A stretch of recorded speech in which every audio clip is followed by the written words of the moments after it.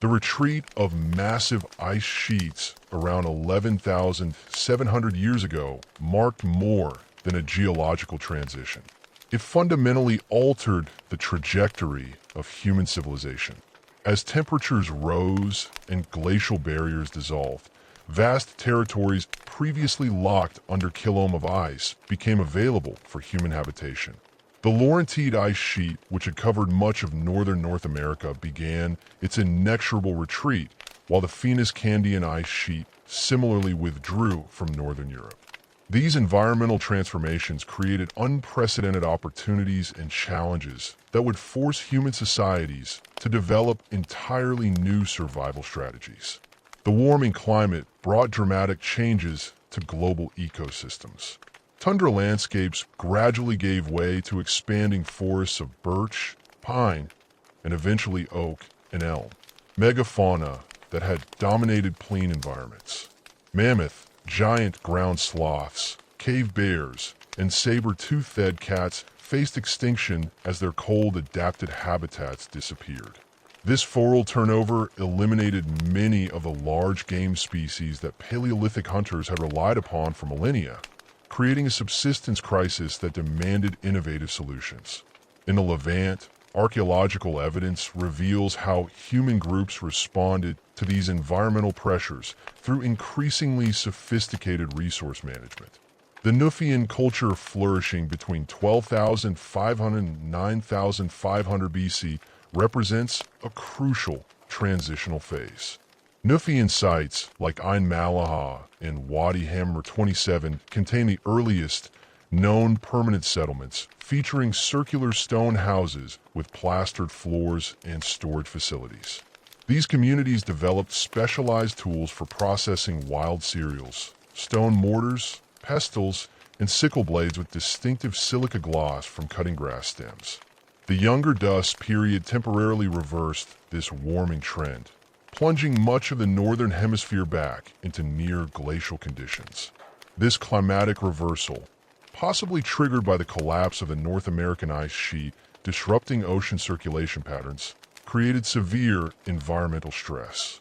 Archaeological evidence from sites across the eastern Mediterranean shows population decline and site abandonment during this period.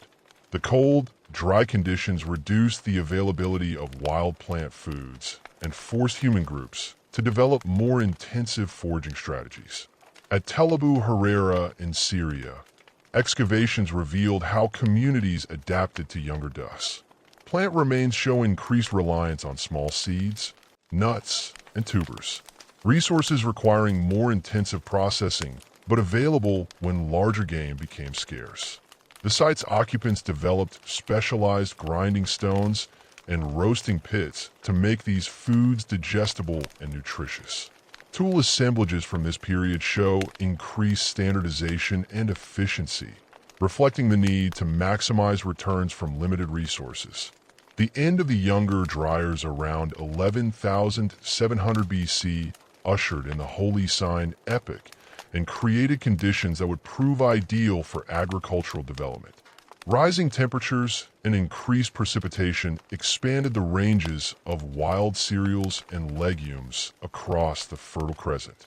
Wild emmer wheat, eorn, and barley formed dense stands in upland areas, while wild lentils, peas, and chickpeas proliferated in suitable habitats. These plant communities provided the genetic foundation for the world's first agricultural systems.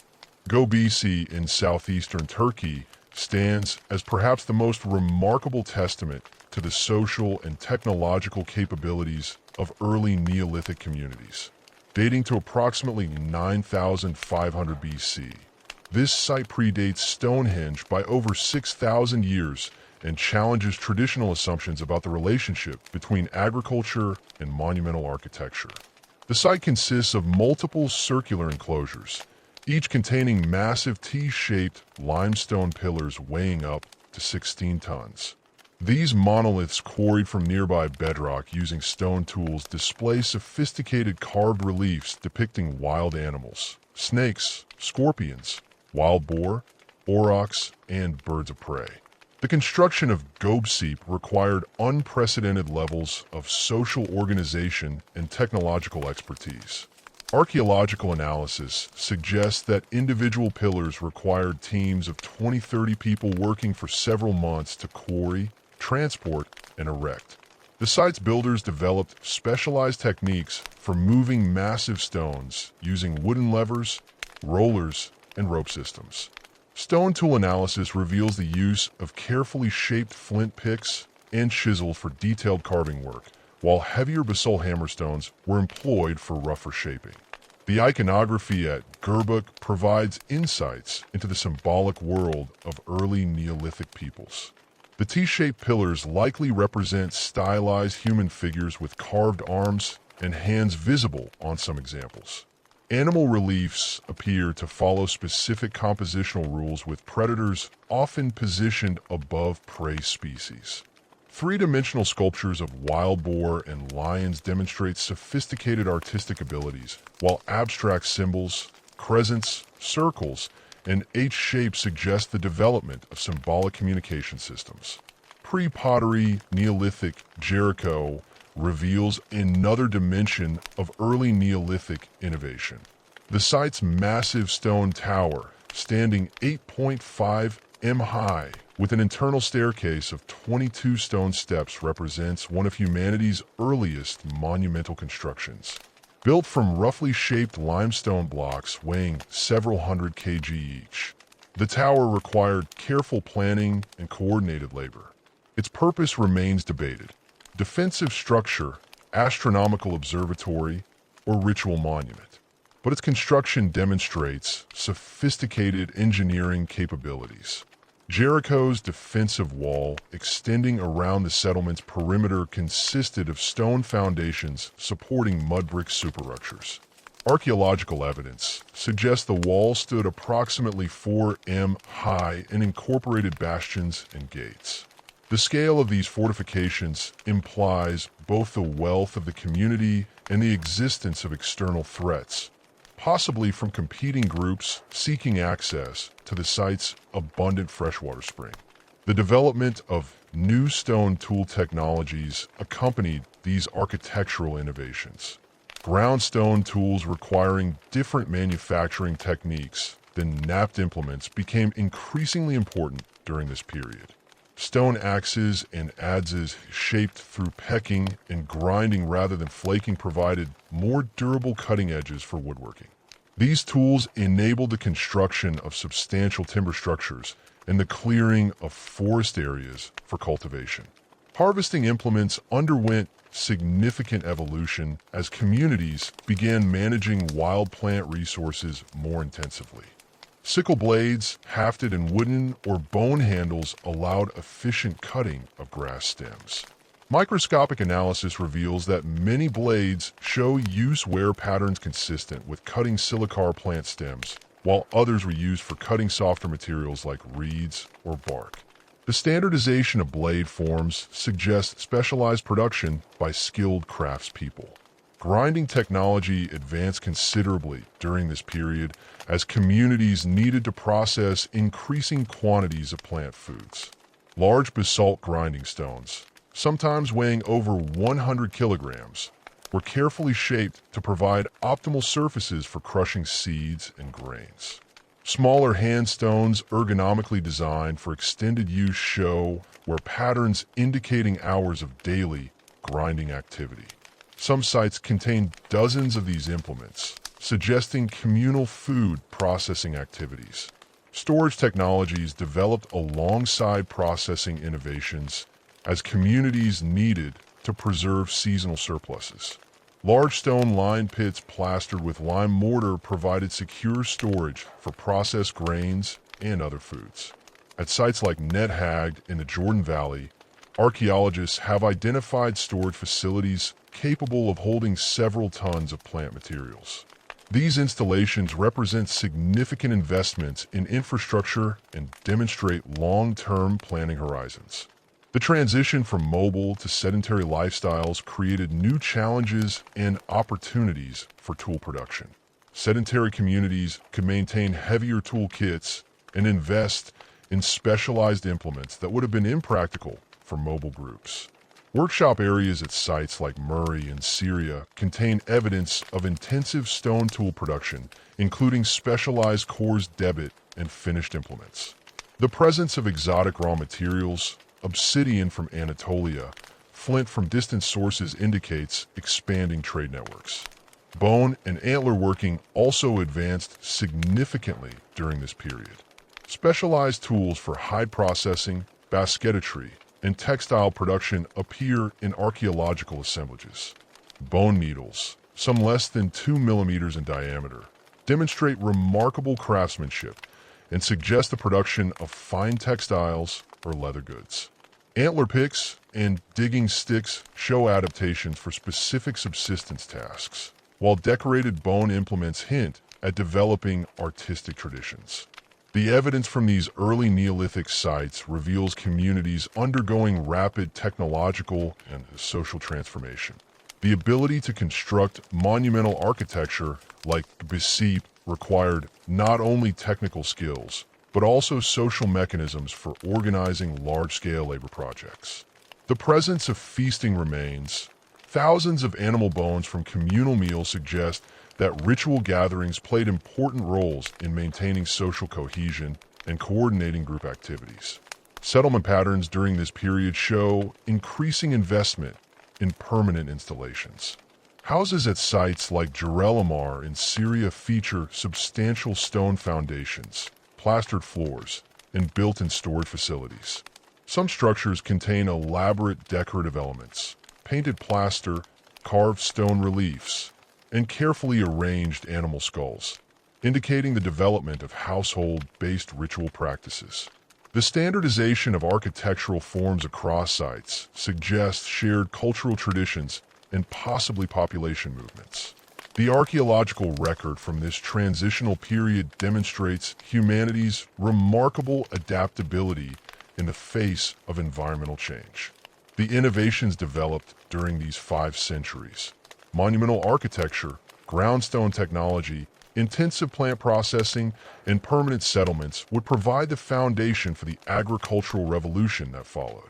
These communities had not yet domesticated plants or animals, but they had developed many of the social and technological prerequisites for agricultural life. The technological and social foundations established during the preceding centuries would prove instrumental as human communities across the globe embarked upon one of history's most transformative developments. Between 9,500 and 8,000 BC, multiple regions witnessed the independent emergence of agricultural practices that would fundamentally alter the relationship between humans and their environment. This transition did not occur as a sudden revelation, but rather as a gradual intensification of existing plant and animal management strategies driven by demographic pressures, environmental opportunities, and accumulated knowledge about biological systems. In the Fertile Crescent, the domestication process began with 8 species that would become known as the founder crops, a suite of plants that provided the nutritional and economic foundation for the world's first agricultural societies. Emma wheat and Eorn wheat represented the most significant cereals in this package. Wild Emma grew naturally in dense stands across the upland regions of the southern Levant, southeastern Turkey, and northern Syria, thriving in areas with 300–700 millimeters of annual rainfall. The plant's large seeds containing approximately 12 to 15% protein and substantial carbohydrate reserves made it an attractive target for intensive harvesting. Archaeological evidence from sites like Tel Award and Tel Sawan reveals the gradual morphological changes that mark the transition from wild to domestic wheat varieties. The most significant transformation involved the rachis, the stem segment that connects seeds to the plant. Wild wheat possessed a brittle rachis that shattered upon ripening, dispersing seeds naturally across the landscape. Domestic varieties developed a tough rachis that retained seeds on the plant, facilitating human harvesting, but making the plant dependent upon human intervention for reproduction. Microscopic analysis of carbonized wheat, remains shows this transition occurring gradually over several centuries, with intermediate forms displaying varying degrees of rauseous toughness. Barley underwent similar domestication processes, with wild populations concentrated in the Jordan Valley, the Anti-Libanon Mountains, and parts of Iran and Turkey. Two-row barley characterized by single fertile florets at each rack node appeared first in the archaeological record, followed later by 6-row varieties with 3 fertile florets per node. The domestication syndrome in barley included not only non-shattering raises, but also synchronized ripening. Wild barley seeds matured at different times to maximize dispersal opportunities, while domestic varieties ripened simultaneously to facilitate efficient harvesting. The legume component of the founder crops package included lentils, peas, chickpeas, and bitterveach. These plants provided essential amino acids lacking in cereal grains, creating nutritionally complete protein profiles when consumed together. Wild lentils grew abundantly in oak pistachio woodlands throughout the Fertile Crescent, producing small, dark seeds with thick, impermeable seed coats. Domestication involved selecting for larger seeds with thinner coats that absorbed water more readily during cooking. Archaeological lentils from Abu Hurira show a clear size increase beginning around 9000 BC, with domestic varieties containing seeds nearly twice the diameter of their wild ancestors. Pea domestication followed similar patterns, with wild forms producing small hard seeds that required extended soaking and cooking to become digestible. Domestic varieties developed larger seeds with smoother surfaces and reduced dormancy mechanisms. The transformation appears most clearly at sites like Tel El-Kirk in Syria, where pea remains show progressive size increases and morphological changes between 9,200 and 8,500 BC. Chickpeas underwent comparable modifications with domestic varieties, losing the rough, sculptured seed surfaces characteristic of wild forms. Bittervetch presented unique challenges as a crop plant due to its toxic compounds.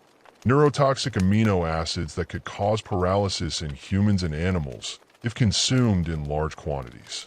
However, these compounds could be reduced through careful processing involving soaking, boiling, and fermentation.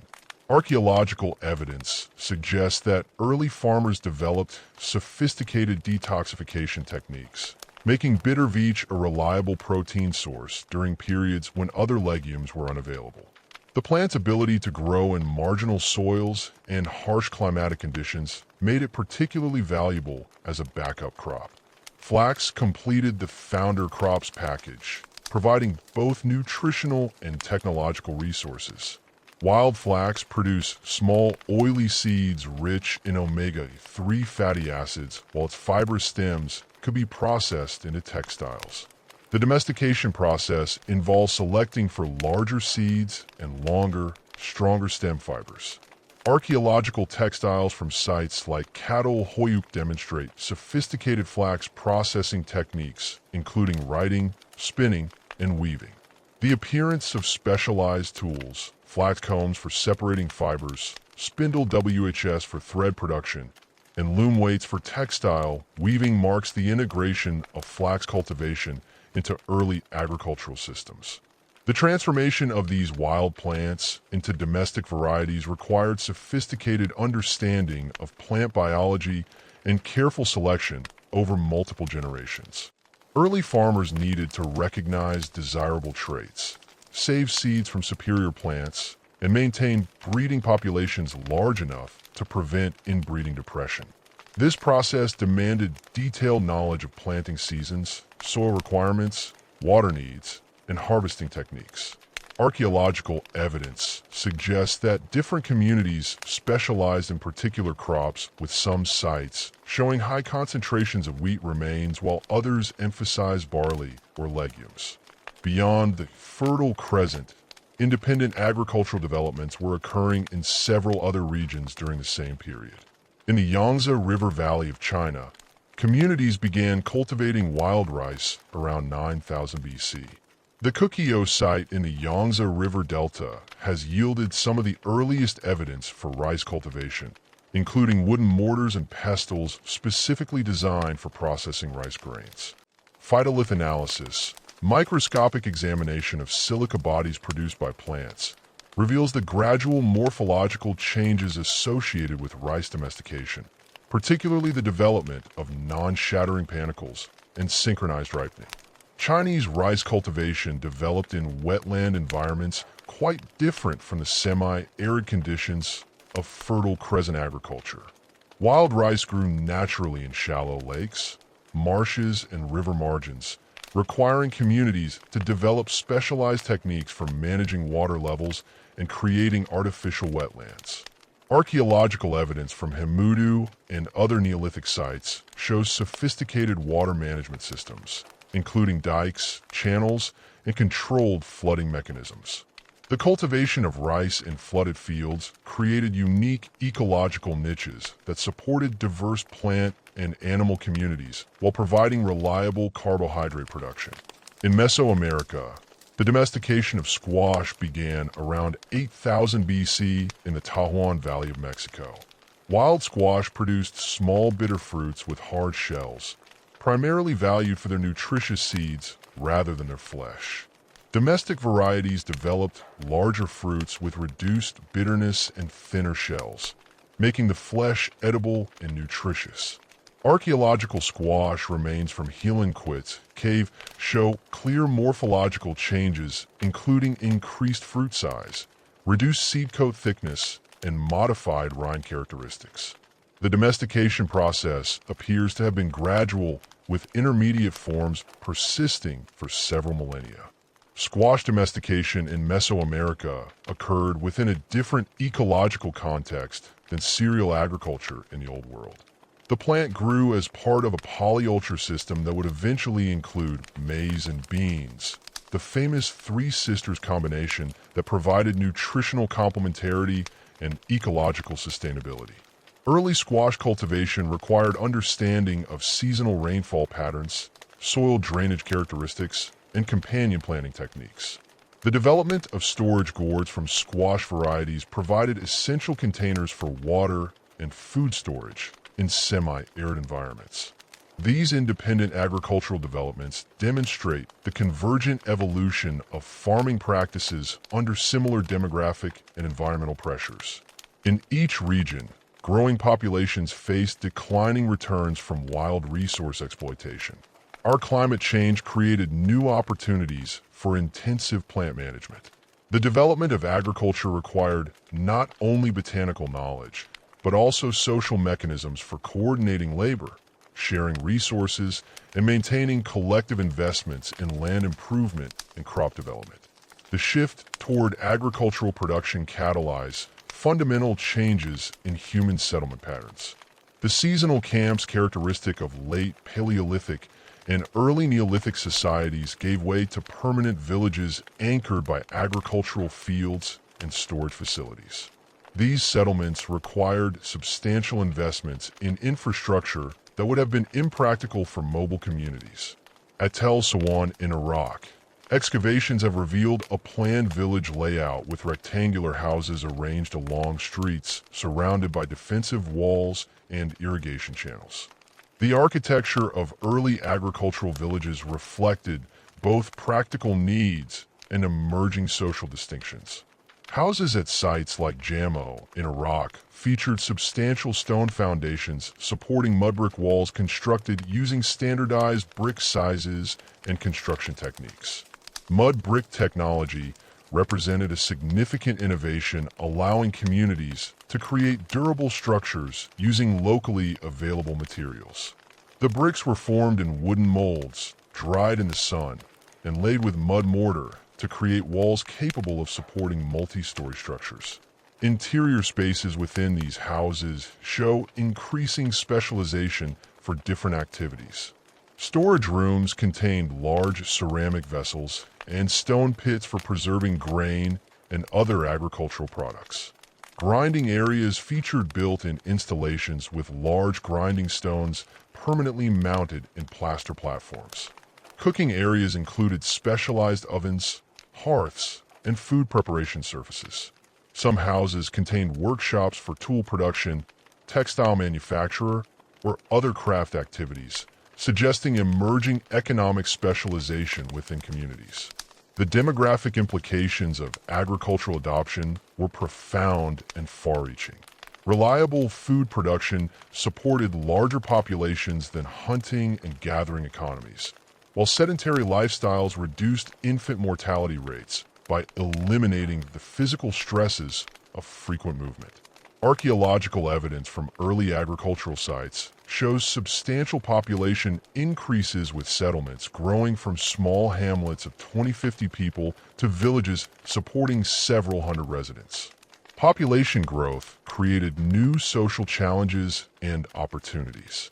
Larger communities required mechanisms for resolving disputes, coordinating collective activities, and managing shared resources. Archaeological evidence suggests the emergence of social hierarchies, with some individuals gaining access to superior housing, exotic goods, and specialized tools.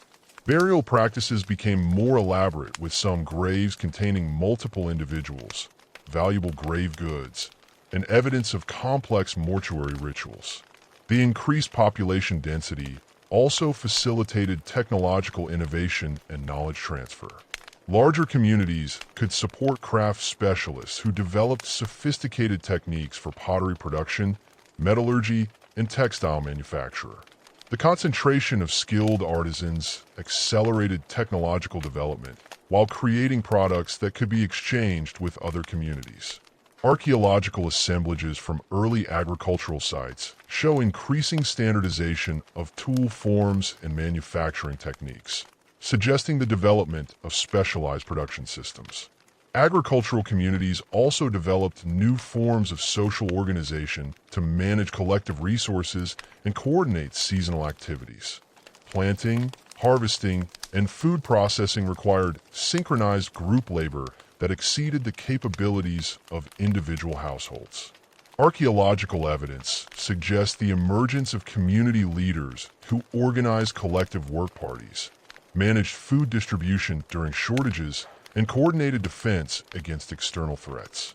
The construction of communal facilities, large storage buildings, ceremonial structures, and defensive works demonstrates the ability to mobilize substantial labor forces for collective projects. The transition to agriculture also created new relationships between human communities and their physical environments. Agricultural fields required long-term investments in soil improvement, water management, and pest control that tied communities to particular locations. The development of permanent settlements created anthropogenic landscapes where human activities fundamentally altered local ecosystems.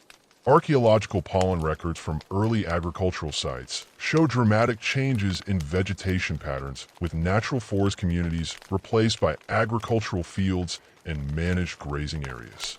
The transformation of human-animal relationships during this period represented a parallel revolution to plant domestication, one that would prove equally fundamental in reshaping human societies.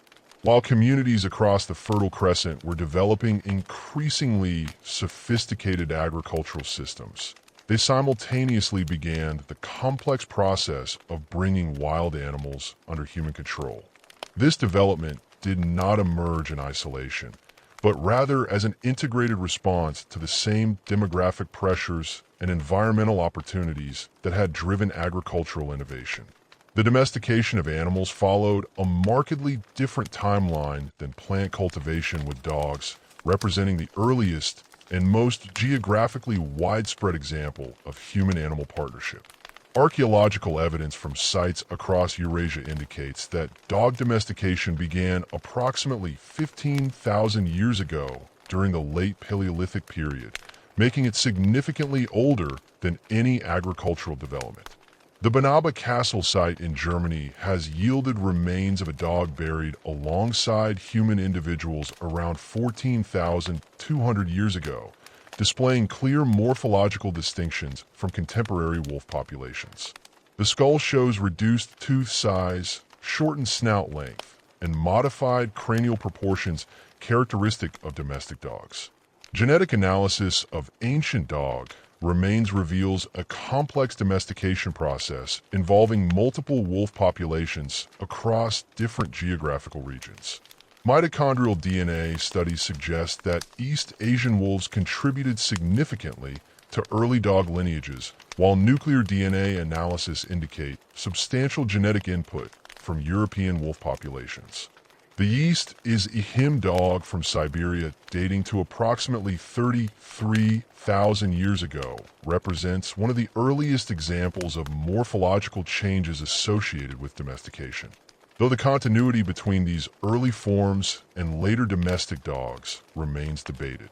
The behavioral modifications accompanying dog domestication were as significant as the physical changes.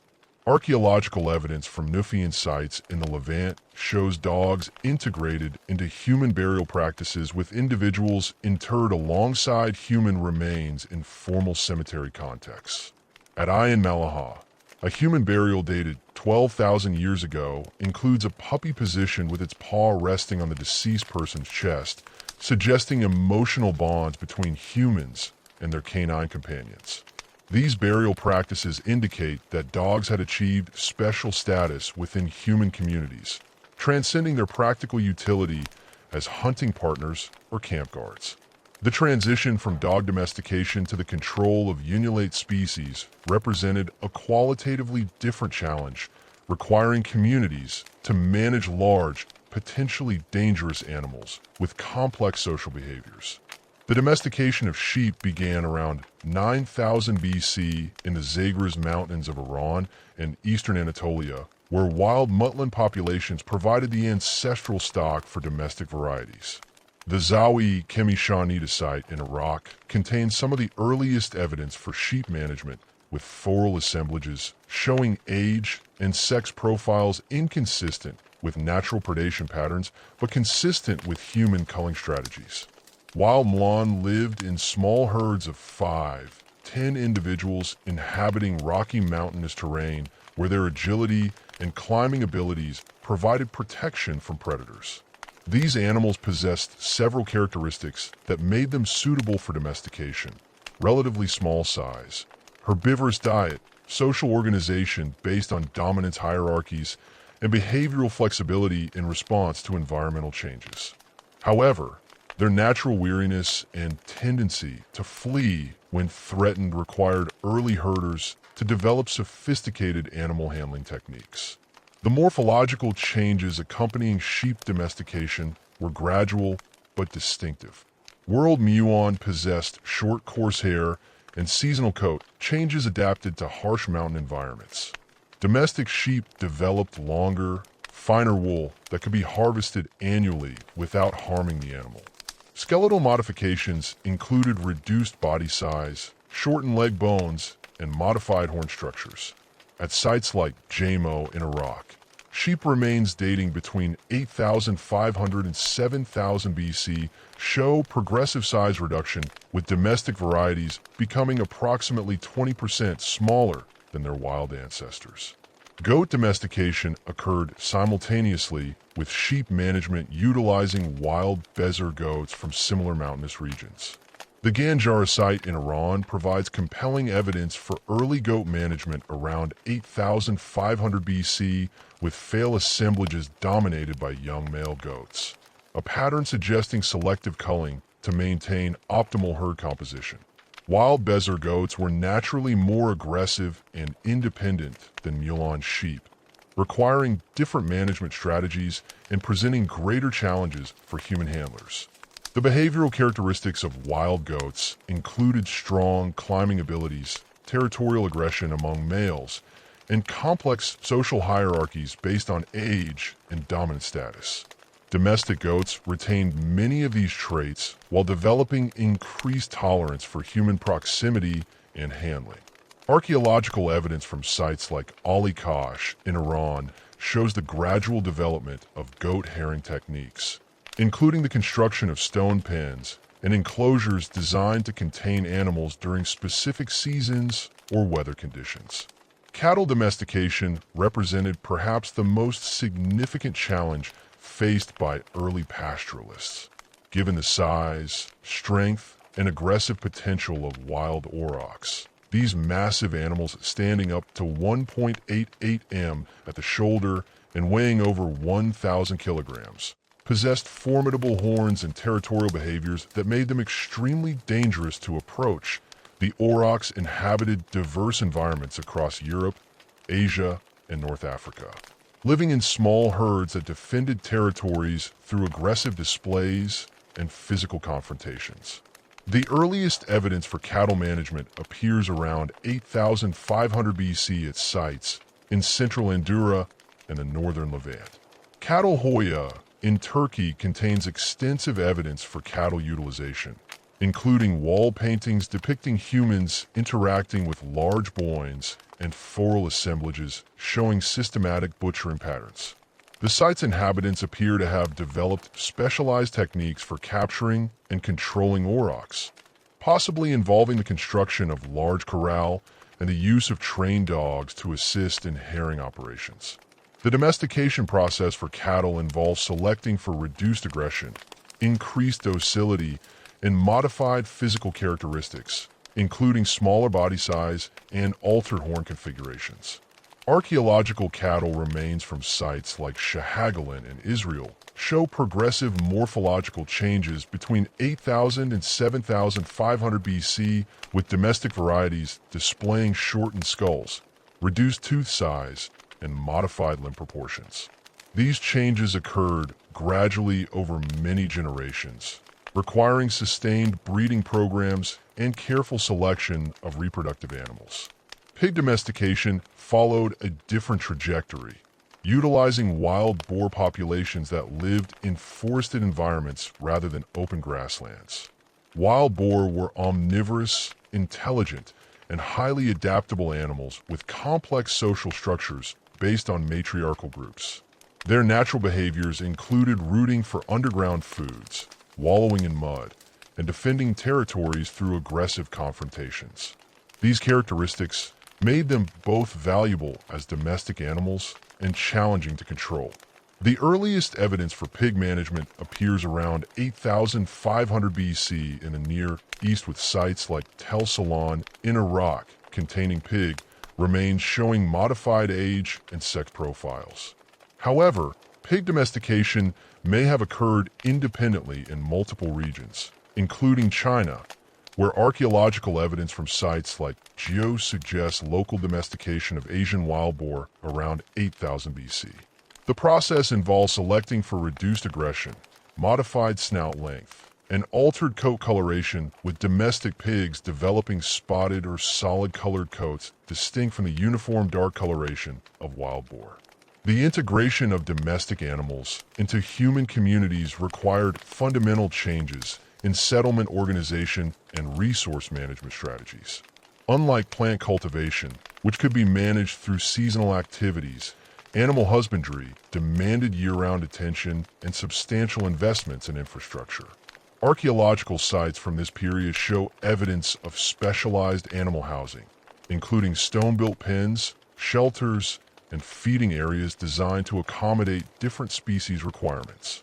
At Telrad in Syria, excavations have revealed complex arrangements of stone-walled enclosures associated with residential areas, suggesting that animals were kept in close proximity to human habitations. These facilities included drainage systems to manage animal waste, storage areas for fodder, and water management systems to provide reliable drinking sources. The construction of such infrastructure represented significant labor investments and demonstrated long-term commitments to animal husbandry. The development of pastoral nomadism emerged as communities recognized the potential for exploiting marginal environments unsuitable for agriculture through mobile animal husbandry. The steppes of Central Asia, the highlands of Iran and Anatolia, and the semi-arid regions of the Levant provided extensive grasslands that could support large herds of sheep, goats, and cattle. Archaeological evidence from sites like Tepe Serab in Iran shows seasonal occupation patterns consistent with pastoral mobility with communities moving their animals between summer and winter grazing areas. Pastoral societies developed sophisticated knowledge of animal behavior, grassland ecology, and seasonal movement patterns. They understood the nutritional requirements of different species, the carrying capacity of various environments, and the optimal timing for breeding, birthing, and weaning activities. This knowledge was transmitted through oral traditions and practical training, creating specialized pastoral cultures with distinct identities and social organizations. The genetic changes accompanying animal domestication were as significant as the morphological modifications visible in archaeological remains. Domestic animals developed altered stress responses, modified reproductive cycles, and changed behavioral patterns that made them more suitable for human management. These changes often involve the retention of juvenile characteristics into adulthood, a phenomenon known as neoteny, which made adult animals more tractable and responsive to human direction. Sheep domestication involved significant modifications to wool production, with domestic varieties developing continuous wool growth rather than the seasonal hair changes characteristic of wild moo. This change required human intervention for shearing, making the animals dependent upon their human partners for comfort and health. Archaeological evidence from sites like Teller 1 includes specialized tools for wool processing, including combs, spindles, and weaving equipment that demonstrate the integration of wool production into textile manufacturing systems. Cattle domestication produced animals with modified lactation patterns, allowing for milk production beyond the natural weaning period of calves. This development created opportunities for dairy production, providing communities with renewable protein sources that did not require killing animals. Archaeological evidence for early dairy production includes specialized pottery vessels with perforated bottoms used for cheese making and lipid residue analysis, showing milk fats in ceramic containers from sites like Catalhoyuk. The coevolution of humans and domestic animals created mutual dependencies that fundamentally altered both species' evolutionary trajectories. Humans developed lactose tolerance in adult populations that relied heavily on dairy products, while domestic animals evolved increased dependence on human care and protection. This relationship created stable partnerships that could persist across generations and geographic regions. Regional variations in domestication practices reflected local environmental conditions, available wild species, and cultural preferences. In the Andes Mountains of South America, indigenous communities began domesticating llamas and alpacas around 6000 BC, utilizing these camelids for transportation, fiber production, and meat. The high-altitude environment of the Andes presented unique challenges for animal husbandry, including extreme temperature variations, low oxygen levels, and limited vegetation diversity. Llama and alpaca domestication involved selecting wild vicunas and guanacos for increased size, modified fiber characteristics, and enhanced load-bearing capabilities. Archaeological evidence from sites like Telmashai in Peru shows the gradual development of camelid herring with formal assemblages indicating systematic management of herd composition and age structure. The animals' adaptation to high-altitude environments made them invaluable for transportation across mountain terrain and for accessing resources unavailable to other domestic species. In Southeast Asia, communities developed water buffalo domestication around 7000 BC, utilizing these large boins for rice cultivation in wetland environments. Wild water buffalo inhabited marshy areas and river valleys, possessing behaviors and physical adaptations suited to aquatic environments. Their large size, strength, and comfort in wet conditions made them ideal for plowing flooded rice fields and other agricultural tasks requiring substantial power. The domestication of water buffalo involves selecting for increased docility, modified horn configurations, and enhanced working capabilities. Archaeological sites in Thailand and Vietnam contain evidence of early buffalo management, including specialized handling equipment and modified settlement layouts designed to accommodate large working animals. The integration of water buffalo into rice cultivation systems created highly productive agricultural complexes that could support dense human populations. These regional variations in animal domestication demonstrate the adaptive flexibility of human communities in utilizing available biological resources. Each domestication event required detailed understanding of local species behaviors, ecological requirements, and potential utility for human societies. The success of these efforts depended upon sustained breeding programs, sophisticated animal handling techniques, and the development of supporting infrastructure and social institutions. The sophisticated animal husbandry systems that had emerged across multiple regions by 7000 BC created new demands for technological innovation that would fundamentally transform human material culture. As communities developed increasingly complex relationships with domestic animals and refined agricultural practices, they required new tools, storage systems, and processing techniques to manage their expanding resource base effectively. This period witnessed revolutionary developments in pottery production, textile manufacturing, early metallurgy, and craft specialization that would establish technological foundations persisting for millennia. The revolution in ceramic technology during this millennium represented one of humanity's most significant material innovations. Though pottery production had appeared much earlier in East Asia around 20,000 BC among hunter-gatherer societies of the German culture in Japan. These early Japanese ceramics, characterized by cord-marked surfaces and elaborate decorative schemes, served primarily ritualistic and seasonal food processing functions rather than the storage-oriented purposes that would drive pottery development in agricultural societies. The German potters developed sophisticated firing techniques using open fires and constructed kilns, creating vessels with complex forms, including deep cooking pots, shallow serving bowls, and specialized ritual containers decorated with intricate rope patterns and applied ornamental elements. However, the ceramic revolution of the 7th millennium BC in agricultural societies of the Near Eastern Europe involved fundamentally different technological approaches and functional requirements. Communities like those at Jamo in Iraq and Çatalhöyük in Turkey developed pottery production systems specifically designed to meet the storage, cooking, and processing needs of sedentary agricultural societies managing substantial food surpluses.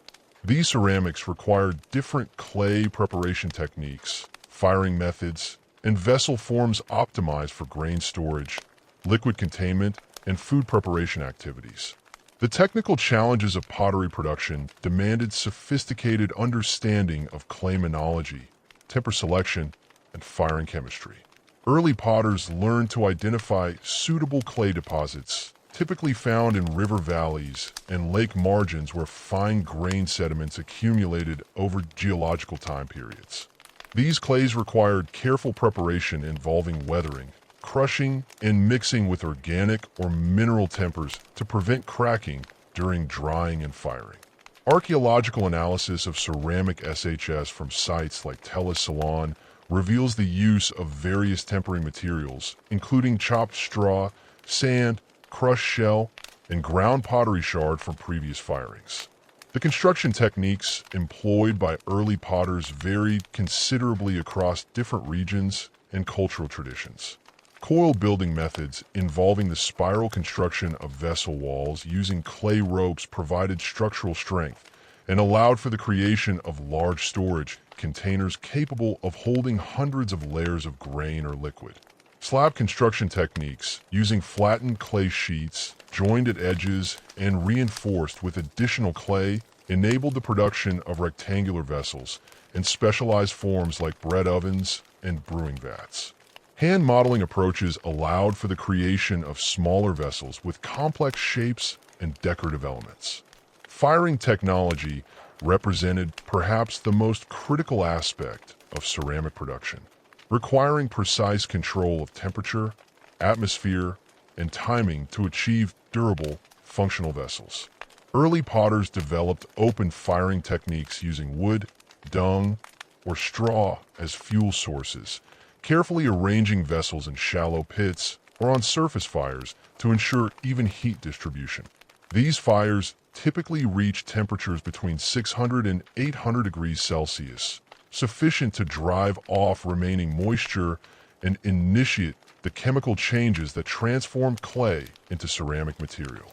The development of more sophisticated firing techniques included the construction of simple kilns using stone or clay walls to contain heat and control airflow. Archaeological excavations at Dabaga in Iraq have revealed kiln structures dating to approximately 6,500 BC, featuring fire chambers connected to firing areas through draft channels that improve temperature control and fuel efficiency. These installations allowed potters to achieve higher temperatures and more consistent results while reducing fuel consumption and firing time. Surface treatments and decorative techniques demonstrated the artistic sophistication of early ceramic traditions while serving functional purposes related to vessel performance and cultural identity.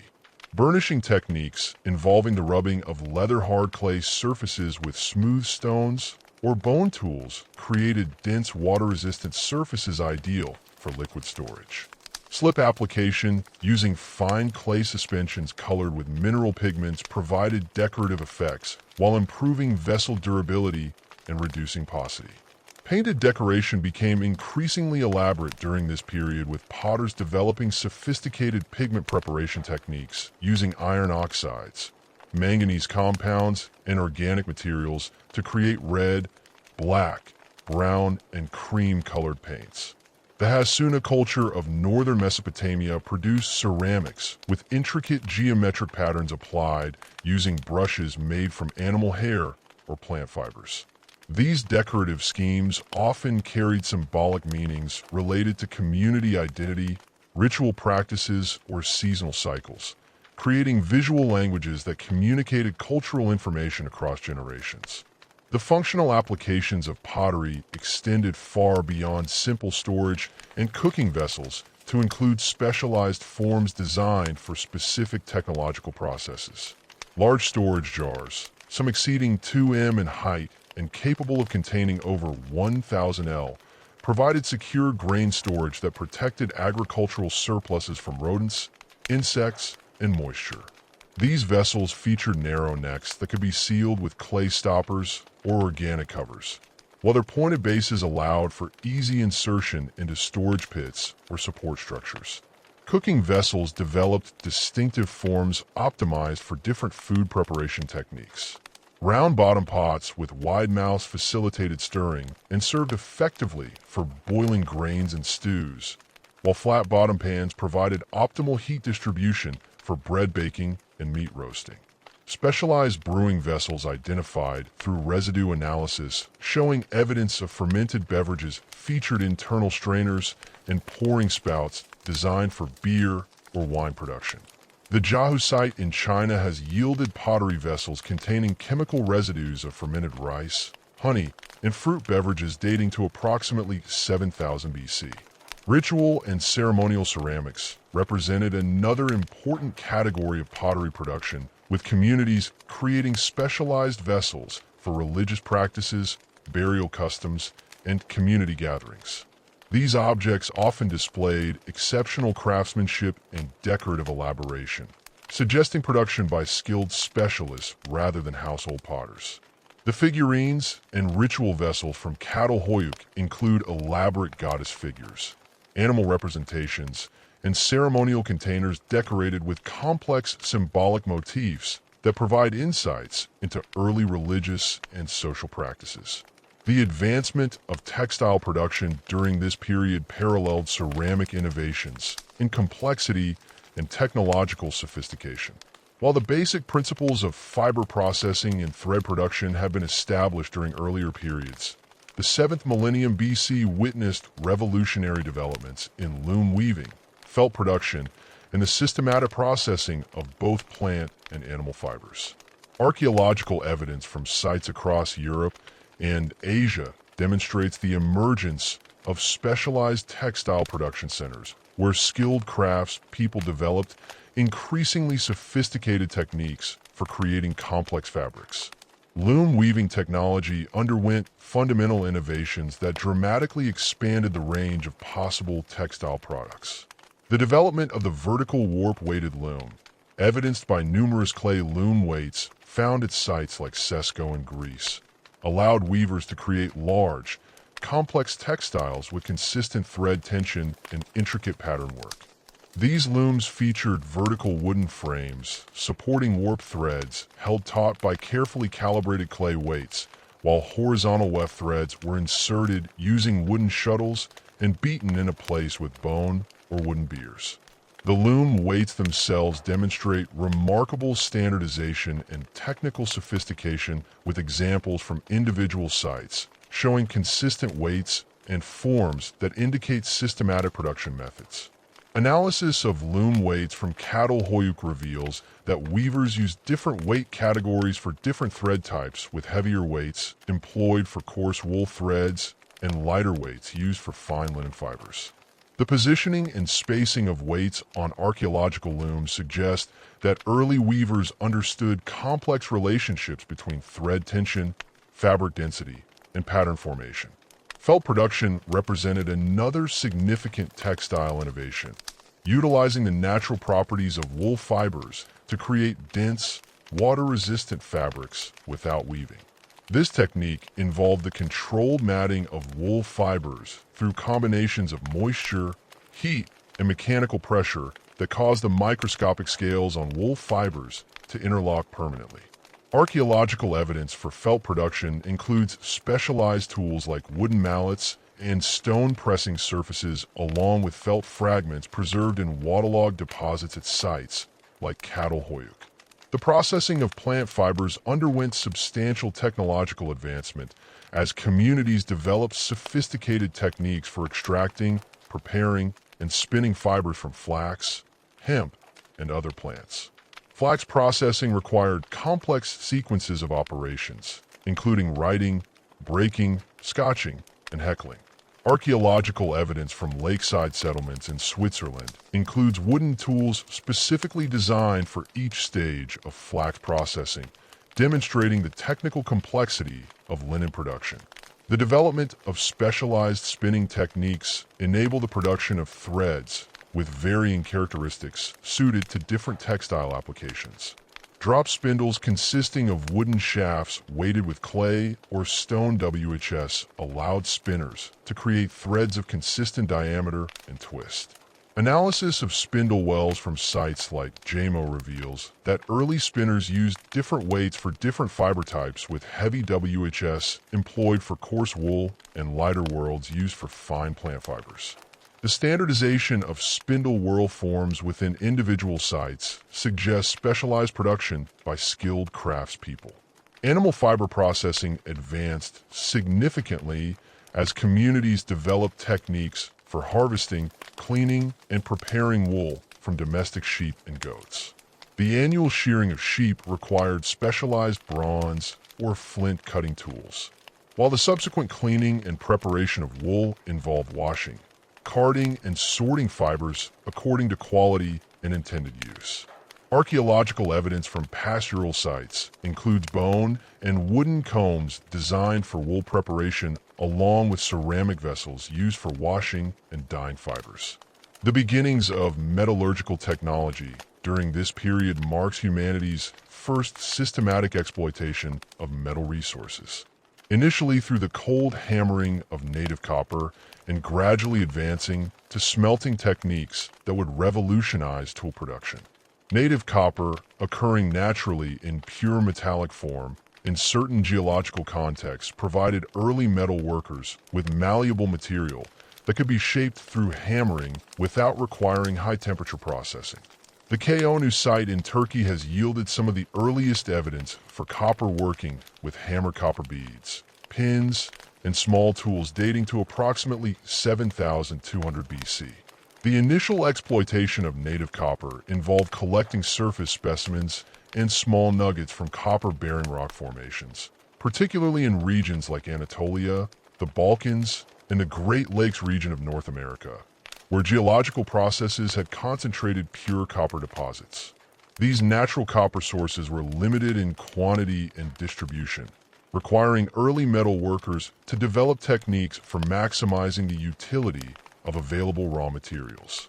Cold hammering techniques involved the systematic deformation of copper through repeated striking with stone hammers, gradually shaping the metal into desired forms, while work hardening the material to increase its strength and durability. Archaeological analysis of early copper artifacts reveals sophisticated understanding of metal properties and working techniques. Microscopic examination of hammered copper objects shows evidence of annealing controlled heating to relieve internal stresses and restore malleability, suggesting that early metal workers understood the relationship between heat treatment and metal properties. The presence of specialized hammering tools, including stone anvils and carefully shaped hammerstone, indicates the development of dedicated metalwork toolkits optimized for copper processing. The transition from cold working to smelting represented a revolutionary advancement that required understanding of high-temperature chemistry and the development of specialized furnace technology. The earlier smelting experiments appear to have involved the accidental or intentional heating of copper-bearing minerals in pottery kilns or specialized furnaces, leading to the discovery that certain green and blue copper minerals could be converted into metallic copper through controlled heating and reducing atmospheres. The beloved site in Serbia contains some of the earliest evidence for copper smelting with furnace remains and copper slag dating to approximately 6,500 BC. These installations featured stone-lined fire chambers connected to bellows systems that provided the controlled airflow necessary for achieving and maintaining the temperatures required for copper extraction. The furnaces were carefully designed to create reducing atmospheres that prevented copper oxidation while facilitating the separation of metallic copper from all minerals. Tool specialization emerged as a defining characteristic of this period, reflecting both technological advancement and increasing economic complexity within Neolithic communities. The diversification of tool forms and functions demonstrates sophisticated understanding of materials, science, ergonomics, and task-specific requirements that enable communities to perform increasingly complex operations with greater efficiency and precision. Archaeological assemblages from sites like Tel Sa and Catalhote contain hundreds of distinct tool types, each optimized for particular functions within the expanding technological repertoire of agricultural societies. Stone tool production achieved unprecedented levels of sophistication through the development of pressure flaking techniques that allowed knappers to create extremely thin, sharp blades with precisely controlled edge geometries. These techniques involve the systematic removal of small flakes using pointed pressure tools made from antler, bone, or hardwood, enabling the production of razor-sharp cutting edges and complex tool forms. The obsidian tools from Catalhoyuk demonstrate remarkable craftsmanship, with some blades measuring less than 2 millimeters in thickness, while maintaining straight sharp edges over lengths exceeding 15 centimeters. The emergence of craft specialization within Neolithic communities represented a fundamental shift in economic organization that enabled unprecedented levels of technological innovation and artistic achievement. Archaeological evidence from multiple sites demonstrates the presence of individuals who devoted substantial portions of their time to specific craft activities, developing specialized skills and producing goods that exceeded the capabilities of household-level production. These specialists created products that were traded across considerable distances, establishing economic networks that connected communities across hundreds of kilometers. Pottery specialists developed techniques and artistic styles that distinguish their work from household pottery production, creating vessels with exceptional technical quality and decorative sophistication. The ceramics from specialized workshops at sites like Umdebakia display consistent technical standards, standardized forms, and complex decorative schemes that suggest production by individuals with extensive training and experience. These specialists appear to have controlled access to high-quality clay sources, specialized firing facilities, and rare pigments used for decorative applications. Textile specialists working alongside pottery, craftspeople established production centers that would serve as catalysts for the most dramatic transformation in human settlement patterns since the adoption of agriculture itself.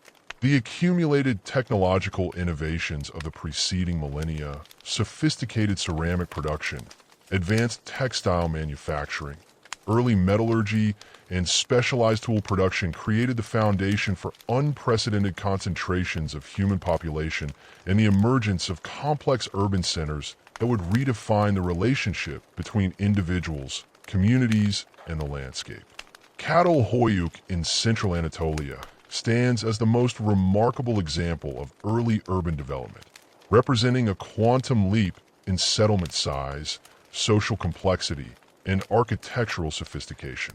Occupied continuously from approximately 7,500 to 6,400 BC.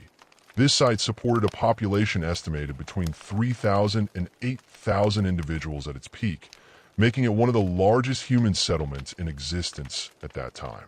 The site's 13 hectares contained densely packed rectangular houses constructed using standardized mud brick techniques, with structures built directly against one another to create a honeycomb-like urban fabric that maximized land use efficiency while providing structural stability. The architectural organization of Çatalhöyük reflected entirely new approaches to urban planning and community organization. Unlike earlier settlements where houses were typically arranged around central courtyards or plazas, Çatalhöyük featured a continuous building mass with no ground-level streets or pathways. Residents accessed their homes through roof openings connected by wooden ladders, creating a three-dimensional circulation system that utilized rooftops as the primary pedestrian network.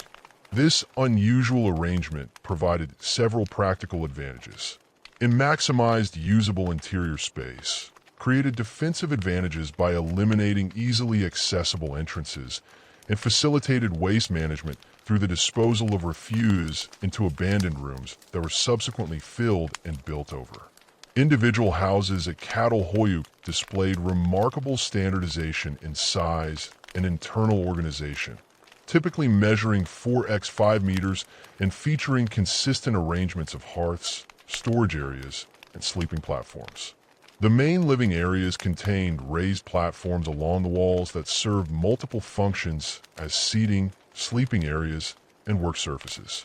These platforms were constructed using carefully laid mud brick foundations covered with lime plaster that was renewed regularly, creating smooth, clean surfaces suitable for domestic activities. Beneath these platforms, residents buried their dead in flexed positions wrapped in textiles and accompanied by personal possessions, including obsidian tools, bone ornaments, and ceramic vessels. The interior walls of houses featured elaborate decorative schemes that combined painted plaster relief sculptures and carefully arranged animal skulls and horns. Wall paintings depicted complex scenes, including geometric patterns, human figures, animals, and what appeared to be landscape views of the surrounding volcanic terrain. The famous hunting scene murals show groups of human figures surrounding large animals, possibly deer, rendered in sophisticated compositions that demonstrate advanced artistic capabilities. Three-dimensional wall reliefs featured leopards, bears, and vultures modeled in clay and painted with mineral pigments, creating dramatic focal points within domestic spaces.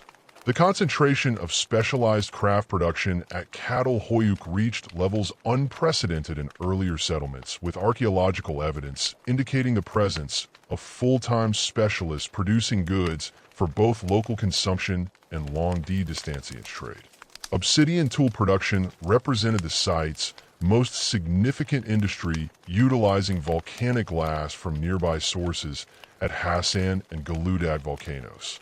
The quality of K2 obsidian tools was exceptional, with pressure flake blades achieving sharpness comparable to modern surgical instruments, while maintaining durability superior to contemporary flint implements. The obsidian workshops at Catalhoyuk contain specialized toolkits, including pressure flakers made from carefully shaped antler tines, stone anvils for supporting workpieces, and leather pad for protecting hands during knapping operations. Analysis of production debris reveals highly systematic reduction sequences designed to maximize blade production from individual obsidian cores while minimizing waste. The most skilled knappers could produce over 100 usable blades from a single large core, representing remarkable efficiency in raw material utilization. Textile production at Catalhoyuk achieved extraordinary sophistication with preserved fabric fragments demonstrating complex weaving techniques and sophisticated dyeing methods. The site's inhabitants produced textiles using both wool from domestic sheep and plant fibers from wild and cultivated sources. Microscopic analysis of textile remains reveals the use of multiple fiber types within individual fabrics, creating materials with varying properties suited to different applications. Some textiles display evidence of complex pattern weaving using multiple colors, suggesting the use of sophisticated loom technologies and advanced planning of decorative schemes. The social organization necessary to coordinate such complex craft production and maintain urban infrastructure required new forms of leadership and decision-making processes. Archaeological evidence suggests the emergence of social hierarchies based on craft specialization, trade relationships, and possibly ritual authority. Some houses at Catalhoyuk contain significantly more elaborate decorative schemes, larger storage facilities, and greater quantities of exotic goods, indicating differential access to resources and status markers. However, the overall similarity in house sizes and basic architectural features suggests that social stratification remained relatively limited compared to later urban societies. The defensive architecture that emerged during this period represented responses to increasing competition for resources and territory as population densities rose and agricultural land became more valuable. The massive stone walls and towers at pre-pottery Neolithic Jericho, constructed around 800 BC, established architectural precedents that would be followed at numerous sites across the Fertile Crescent and beyond. These fortifications required coordinated labor involving hundreds of individuals working over multiple construction seasons, demonstrating the ability of early urban communities to organize large-scale collective projects.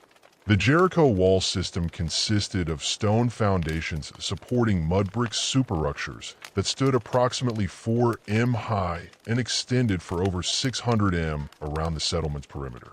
The wall incorporated several towers, including the famous circular tower that still stands 8.5 m high and contains an internal stone staircase, providing access to the top. The construction techniques employed at Jericho involve quarrying large limestone blocks from nearby sources, transporting them to the construction site using wooden levers and rollers, and fitting them together using careful dry stone masonry techniques. Similar defensive systems appeared at sites across the Levant and Anatolia during the 7th and 6th millennia BC, indicating widespread concerns about security and territorial control. Tel Sarwan in Iraq featured a defensive wall constructed around 6,500 BC using mud brick techniques similar to those employed in domestic architecture, but on a much larger scale. The wall incorporated bastions and gates designed to control access to the settlement, while providing defensive positions for archers and other defenders. Archaeological evidence suggests that these fortifications were maintained and rebuilt multiple times, indicating their continued importance for community security. The development of defensive architecture coincided with changes in settlement location preferences, with many communities choosing elevated positions that provided natural defensive advantages while maintaining access to agricultural land and water sources. Tel Halaf in Syria occupied a strategic position on a low hill overlooking the Kabul River Valley, providing excellent visibility of surrounding terrain while remaining accessible to fertile agricultural soils. The site's inhabitants constructed terrace defensive works that incorporated natural topographic features while adding artificial barriers where needed. Defensive considerations also influenced house construction techniques, with many settlements featuring houses built with thick walls, limited ground-level openings, and flat roofs that could serve as defensive platforms. At Bukhara in Syria, houses were constructed with walls exceeding 1 m in thickness, far beyond structural requirements for normal domestic use. These walls contained internal chambers and passages that could provide secure storage for valuable goods while offering protected areas during conflicts. The rooftop access systems, typical of many sites during this period, serve dual purposes as circulation routes and defensive positions. The evolution of house forms during this period reflected both practical improvements in construction techniques and changing social requirements as communities grew larger and more complex. The transition from circular to rectangular house plans represented a fundamental shift in architectural thinking that would influence building design for millennia to come. Rectangular structures offered several advantages over circular forms. They could be more easily expanded through the addition of new rooms. They made more efficient use of available space, and they could be joined together to create continuous building masses. The earliest rectangular houses appeared around 7,500 BC at sites like Kionu in Turkey, where builders developed sophisticated techniques for constructing large multi-room structures using stone foundations and mud brick walls. These buildings featured internal subdivisions that created specialized areas for different activities, including food preparation, craft production, storage, and sleeping. The room arrangements followed consistent patterns across different houses, suggesting the development of standardized architectural conventions that balanced functional requirements with cultural preferences. Storage facilities underwent dramatic expansion and technological improvement as communities needed to manage increasingly large agricultural surpluses and craft production inventories. The development of large ceramic storage vessels capable of containing hundreds of liters represented one solution to storage challenges. But communities also constructed specialized storage buildings and underground facilities designed to protect valuable goods from theft, fire, and environmental damage. At Tel Sawan, archaeologists have identified storage buildings containing dozens of large ceramic jars arranged in systematic patterns that facilitated inventory management and access control. Underground storage facilities became increasingly sophisticated, with some sites featuring elaborate systems of interconnected chambers carved into bedrock or constructed using stone masonry techniques. These installations provided secure, climate-controlled environments ideal for preserving grain, textiles, and other perishable goods over extended periods. The Shah Hagalan site in Israel contains underground storage chambers with plastered walls and carefully fitted stone covers that created nearly airtight seals protecting contents from moisture and pests. The technological innovations in storage extended to the development of specialized containers and preservation techniques that maximize the utility of stored goods. Large ceramic pit hoi, some exceeding 2 m in height, were designed with narrow necks that could be sealed with clay stoppers or organic covers. These vessels were often partially buried in floors or courtyards to provide additional temperature stability while remaining accessible for regular use. The interior surfaces were sometimes lined with bitumen or other waterproof materials to prevent moisture penetration and contamination. Trade networks during this period achieved unprecedented geographical scope and organizational complexity, connecting communities across thousands of kilometers through systematic exchange relationships that moved both utilitarian goods and luxury items. The obsidian trade represents the most thoroughly documented of these networks, with volcanic glass from Anatolian sources reaching sites throughout the Levant, Mesopotamia, and beyond. Chemical analysis of obsidian artifacts allows archaeologists to trace specific pieces back to their geological sources, revealing the roots and mechanisms through which these materials moved across the landscape. The Siflik obsidian source in central Anatolia supplied communities across a radius of over 1,000 kilometers with finished tools and raw materials reaching sites in Syria, Iraq, and the Levant through complex distribution networks. The consistency of tool forms and production techniques across this vast area suggests the existence of specialized trading partnerships and possibly itinerant crafts, people who maintain technical standards while adapting to local preferences and requirements. Some sites contain obsidian tool production areas with debris patterns indicating the presence of visiting specialists who produce tools using imported raw materials. Jade and other precious stone materials move through similar long-distance networks with sources in Central Asia supplying communities across Europe and the Near East. The vaniculture of Bulgaria, flourishing around 5,500 BC, produced some of the world's earliest elaborate gold ornaments, while maintaining trade connections that brought jade, copper, and other exotic materials from sources hundreds of kilometers away. The technical sophistication of VA metalwork, including complex gold diadems and ceremonial axes, demonstrates advanced understanding of metallurgical techniques and artistic design principles. The organization of these trade networks required sophisticated social institutions capable of maintaining relationships across cultural and linguistic boundaries while ensuring the reliable flow of goods over long distances and extended time periods. Archaeological evidence suggests the development of standardized exchange rates, quality control mechanisms, and dispute resolution procedures that enabled trade relationships to persist despite the challenges of prehistoric communication and transportation systems.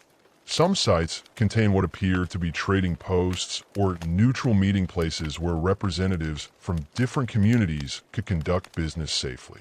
The emergence of specialized trading communities represented another significant development, with some settlements appearing to focus primarily on the production and exchange of particular goods rather than subsistence agriculture. The spanless shell trade, which moved marine shells from the Mediterranean and Black Sea coasts to inland communities across Europe, appears to have been controlled by specialized trading groups who maintain processing centers and distribution networks spanning the continent. These shells were converted into ornaments, ritual objects, and status symbols that played important roles in the social and religious life of early agricultural communities. The extensive trade networks and specialized craft production centers that had emerged by 6000 BC created unprecedented opportunities for individuals and groups to accumulate wealth, control resources, and exercise influence over their communities. This period witnessed the crystallization of social hierarchies that had been developing gradually during preceding millennia, manifesting most clearly through increasingly elaborate burial practices that reflected differential access to material goods, exotic objects, and specialized services. The archaeological record from this era reveals stark contrast between simple intraments containing few or no grave goods and spectacular burials accompanied by hundreds of precious objects indicating the emergence of distinct social classes with vastly different levels of wealth and status. The Vanna Cemetery in Bulgaria, dating to approximately 4,600–4,200 BC, provides the most dramatic evidence for early social stratification in the archaeological record. Grave 43, containing the remains of a middle-aged male, included over 990 gold objects with a combined weight exceeding 1.5 kilograms, more gold than had been discovered in all other contemporary sites combined. The burial assemblage featured a massive gold diadem, gold-handled stone axes, gold-sheathed wooden staffs, and hundreds of gold appliques that had been sewn onto clothing or burial shrouds. The technical sophistication of these objects demonstrates advanced metallurgical skills, including techniques for creating thin gold sheet, complex rapist decoration, and precise soldering of multiple components. The contrast between elite burials like Vanna 43 and contemporary simple graves within the same cemetery reveals the extent of social differentiation that had developed by the 5th millennium BC. While wealthy individuals were interred with elaborate gold ornaments, copper tools, imported spondylus shell ornaments, and fine ceramic vessels, the majority of burials contained only basic pottery vessels and simple stone tools. Some graves contained no artifacts whatsoever, suggesting the presence of individuals who lacked access to material wealth or whose social status did not warrant elaborate mortuary treatment. This pattern of differential burial treatment appears across multiple sites throughout southeastern Europe, indicating widespread acceptance of social hierarchies based on wealth accumulation and status differentiation. The Tisa culture of Hungary and Serbia developed similar patterns of elite burial during this same period, with wealthy individuals interred in elaborate graves containing copper axes, gold ornaments, and imported exotic materials. The Tisapolga cemetery revealed burials with copper shaft hole axes weighing over 2 kilograms, representing substantial investments in both raw materials and skilled craftsmanship. These axes required sophisticated casting techniques involving two-piece molds and precise temperature control to achieve the complex internal geometries necessary for hafting. The presence of such objects in graves indicates their primary function as status symbols rather than utilitarian tools, as their weight and decoration made them impractical for actual use. Graved goods distribution patterns reveal not only individual wealth differences, but also the emergence of hereditary status transmission, with children buried alongside valuable objects that they could not have earned through personal achievement. At the Durangulac Cemetery in Bulgaria, infant burials dating to 5,500 BC contained gold beads, copper ornaments, and imported shell objects, indicating that high status was inherited rather than achieved through individual accomplishment. The quantity and quality of grave goods in these child burials often exceeded those found with adults in the same cemetery, suggesting that some families had achieved such elevated status that even their youngest members warranted elaborate mortuary treatment. The development of specialized mortuary architecture accompanied increasingly elaborate burial practices, with elite individuals interred in constructed tombs that required substantial labor investments and architectural expertise. The megalithic passage tombs of Western Europe, beginning around 5,500 BC, represent massive communal undertakings that served as burial places for successive generations of high-status individuals. New Grange in Ireland, constructed around 5,200 BC, required an estimated 200,000 tons of stone transported from quarries up to 80 kilometers away, along with sophisticated engineering to create the corbelled roof structure that has remained watertight for over 5,000 years. The internal organization of passage tombs reflects complex social hierarchies within elite groups, with different chambers and areas designated for individuals of varying status levels. The main burial chamber at New Grange contained cremated remains of multiple individuals, along with elaborate grave goods including carved stone balls, bone pins, and ceramic vessels. Secondary chambers contained fewer grave goods and appear to serve as burial places for individuals of somewhat lower status, possibly family members or retainers of the primary occupants. The careful segregation of burial areas suggests sophisticated protocols governing mortuary practices and the posthumous treatment of different social classes. Specialized roles emerged within these increasingly stratified communities as population growth and economic complexity created demands for individuals with specific skills and knowledge. Craft specialists achieved new levels of technical sophistication while developing distinct professional identities that set them apart from agricultural producers. The coppersmiths of the Balkans during this period possessed specialized knowledge of all sources, smelting techniques, and alloying procedures that required years of training and experience to master. Archaeological evidence from sites like Ibunir in Bulgaria reveals mining operations that extracted copper or from underground shafts extending over 10 m below ground level, requiring sophisticated understanding of geology, structural engineering, and ventilation systems. The technical complexity of copper production during this period involved multiple specialized roles, including miners who extracted or from underground workings, smelters who processed raw materials in high-temperature furnaces, and smiths who shaped finished objects using hammering and casting techniques. Each stage required different skill sets and equipment, creating opportunities for individuals to develop expertise in particular aspects of the production process. The Ruda Glava mine in Serbia contains evidence of systematic copper extraction involving the construction of underground galleries, ventilation shafts, and waste disposal areas that demonstrate sophisticated mining engineering adapted to local geological conditions. Pottery specialists achieved unprecedented levels of artistic and technical sophistication, developing regional styles that combined functional excellence with elaborate decorative schemes. The Cucutini-Tropilian culture of Ukraine and Romania produced ceramics with complex polychrome designs executed using multiple firing techniques and sophisticated pigment preparation methods. These vessels required specialized knowledge of clay preparation, firing atmospheres, and decorative application techniques that exceeded the capabilities of household-level production. The consistency of decorative motifs across sites, separated by hundreds of kilometers, suggests the existence of specialist potters who traveled between communities or maintained long-distance training relationships. Ritual practitioners emerged as another distinct specialist category, developing complex ceremonial knowledge and maintaining responsibility for community religious activities.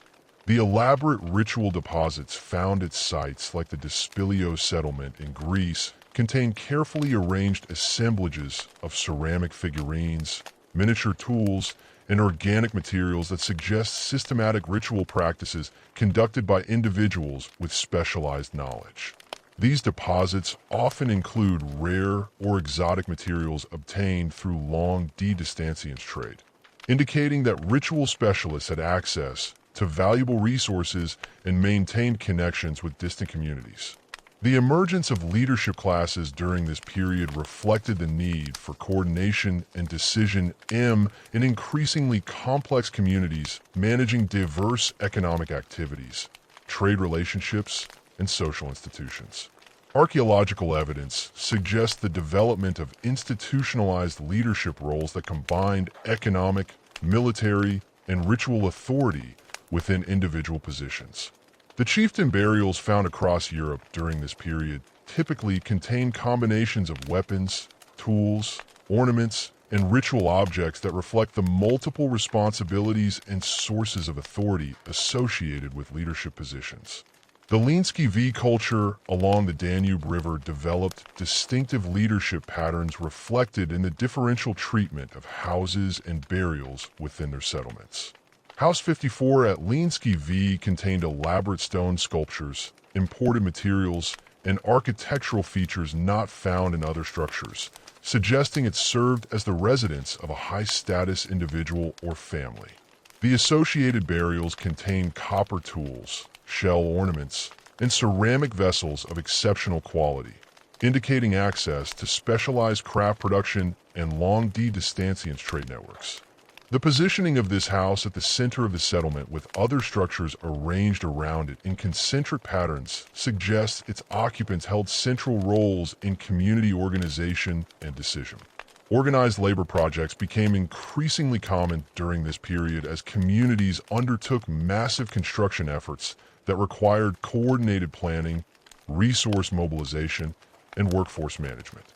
The causeway enclosures of Neolithic Britain represent some of the most impressive examples of collective labor organization, with sites like Windmill Hill in Wiltshire requiring the excavation of over 7,000 cubic meters of chalk using antler picks and wooden shovels. The construction involved creating multiple concentric ditches separated by earthen causeways with the spoil used to build internal banks that enhance the enclosure's visual impact and possibly their defensive capabilities. The organization of causeway enclosure construction required sophisticated planning and coordination involving multiple communities working together over extended periods. Archaeological evidence suggests that different sections of the earthworks were constructed by separate groups, possibly representing different settlements or kinship groups, contributing to the collective effort. The variation in construction techniques and tool types found in different sections supports this interpretation, indicating that each group brought their own equipment and methods while working toward the common goal of completing the enclosure. Long barrow construction in Western Europe represented another category of organized labor project that required substantial community investment and coordination. The West Kennet long barrow in England, measuring 100 m in length and containing multiple burial chambers, constructed using massive sarsen stones, required an estimated 15,700 person-hours of labor to complete. The project involved quarrying and transporting stones weighing up to 40 tons, excavating foundation trenches, and constructing sophisticated dry stone masonry chambers capable of supporting enormous loads. The technical expertise required for such construction suggests the involvement of specialized architects or engineers who possessed advanced knowledge of structural principles and construction techniques. The earth and long barrows of Northern Europe require different, but equally impressive organizational capabilities, with some monuments containing over 5,000 cubits of soil and stone carefully arranged to create stable, long-lasting structures. The construction process involves systematic soil collection from designated areas, transportation to the construction site using baskets or hide containers, and careful placement according to predetermined architectural plans. The presence of wooden chambers and passages within these monuments required additional skills in timber construction, including the selection of appropriate tree species, seasoning of wood, and joinery techniques for creating durable underground structures. Evidence for intergroup conflict and warfare became increasingly prominent during this period as competition intensified for agricultural land, trade routes, and natural resources. The appearance of specialized weapons designed specifically for human combat rather than hunting indicates that organized violence had become a regular feature of social life. The copper and bronze axes found in elite burials often display damage patterns consistent with use as weapons rather than tools, with blade edges showing the characteristic nicks and deformation associated with striking hard targets like bone or metal. Fortification construction accelerated dramatically during the 5th millennium BC as communities invested increasing resources in defensive architecture designed to protect against human attackers rather than wild animals. The hill fort at Hamilton Hill in England featured multiple defensive circuits with elaborate entrance systems designed to channel attackers through killing zones where defenders could concentrate their fire. The site's inhabitants constructed timber palisades reinforced with stone foundations along with deep ditches that created additional obstacles for approaching enemies. Archaeological evidence includes numerous arrowheads embedded in the defensive structures, indicating that the site experienced actual combat rather than serving merely as a deterrent.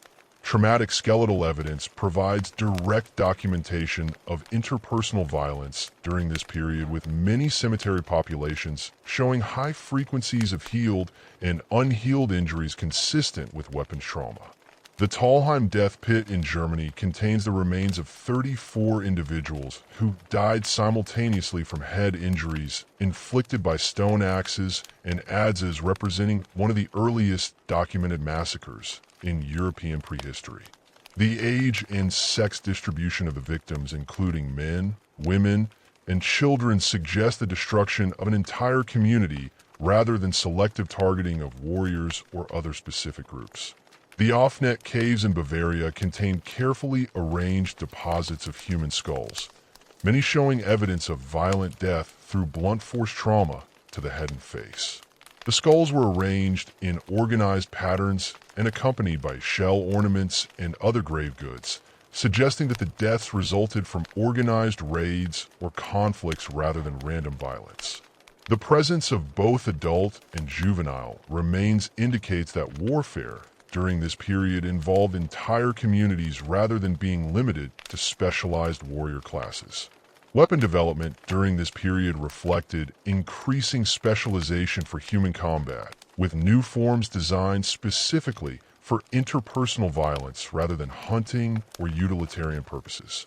The battle axes of the corded were culture featured distinctive shapes optimized for penetrating human skulls and other body parts with narrow blades and reinforced hafting systems that could withstand the stresses of repeated combat use. These weapons required specialized manufacturing techniques, including precise stone shaping, sophisticated hafting methods, and careful balance optimization to achieve maximum effectiveness in close combat situations. The emergence of archer warfare is documented through the appearance of specialized arrowhead types designed for maximum penetration and tissue damage when used against human targets. These points featured barbed edges and reinforced tips that would remain embedded in wounds while causing maximum trauma to victims.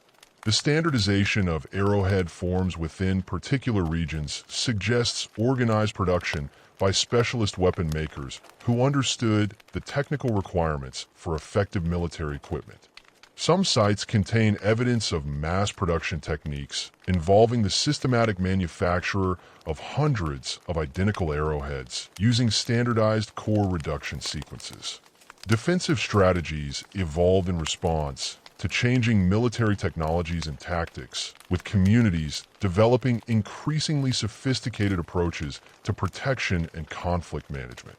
The construction of refugia, heavily fortified sites located in naturally defensive positions, provided communities with secure retreats during periods of heightened conflict.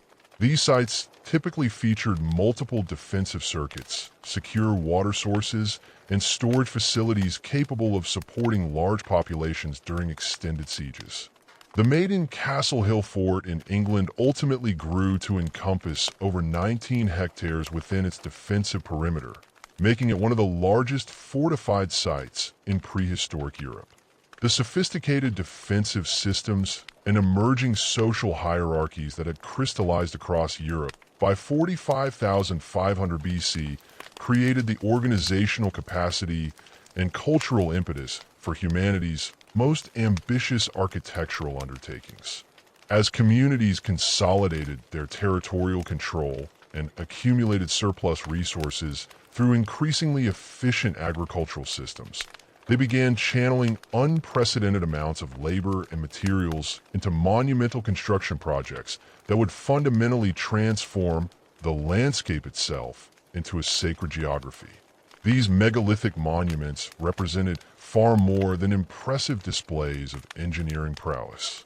They embodied complex cosmological beliefs, served as focal points for community identity, and created enduring connections between the living and the dead that would influence human behavior for millennia.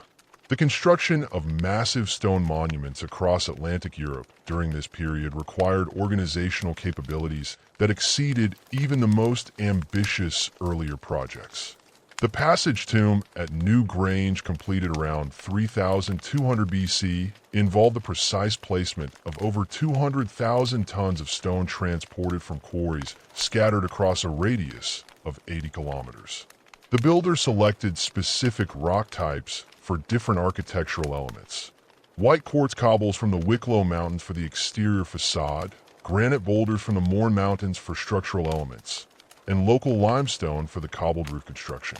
Each material choice reflected sophisticated understanding of stone properties, with the quartz providing brilliant reflective surfaces that made the monument visible from great distances, while the granite offered superior structural strength for load-bearing applications.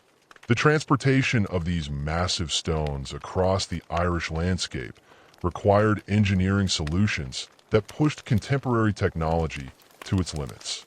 Archaeological experiments have demonstrated that moving a single 40-ton capstone would have required teams of 200 people using wooden rollers, rope systems, and carefully constructed earthen ramps. The logistics of coordinating such operations across multiple quarry sites while maintaining construction schedules at New Grange would have demanded sophisticated project management capabilities and the ability to mobilize labor forces from numerous communities across the region. Evidence from a monument's construction suggests that different groups were responsible for specific aspects of the work, with some specializing in quarrying, others in transportation, and still others in the precise stone fitting required for the passage and chamber construction. The technical achievements embodied in megalithic architecture demonstrate remarkable advances in structural engineering and astronomical observation. The cobbled roof at New Grange rises 6 m above the chamber floor using carefully selected stones fitted together without mortar in a technique that has kept the interior completely dry for over 5,000 years. The builders understood principles of load distribution and structural stability that allowed them to create self-supporting dome structures capable of bearing enormous loads while maintaining architectural integrity across millennia. The precision required for this construction involves selecting stones with complementary shapes, calculating load paths through the structure, and executing the gradual inward curve of the cobbling with mathematical accuracy. Dolmens, the most widespread category of megalithic monuments, appeared across Atlantic Europe in remarkable numbers during the 4th millennium BC. These structures typically consisted of massive upright stones supporting equally impressive capstones, creating chamber spaces that serve as collective burial facilities for successive generations. The Polnarabrona dolmen in Ireland features a capstone weighing approximately 12 tons balanced on 3 upright supports, creating a chamber space that contained the remains of over 30 individuals along with personal ornaments, pottery vessels, and stone tools accumulated over several centuries of use.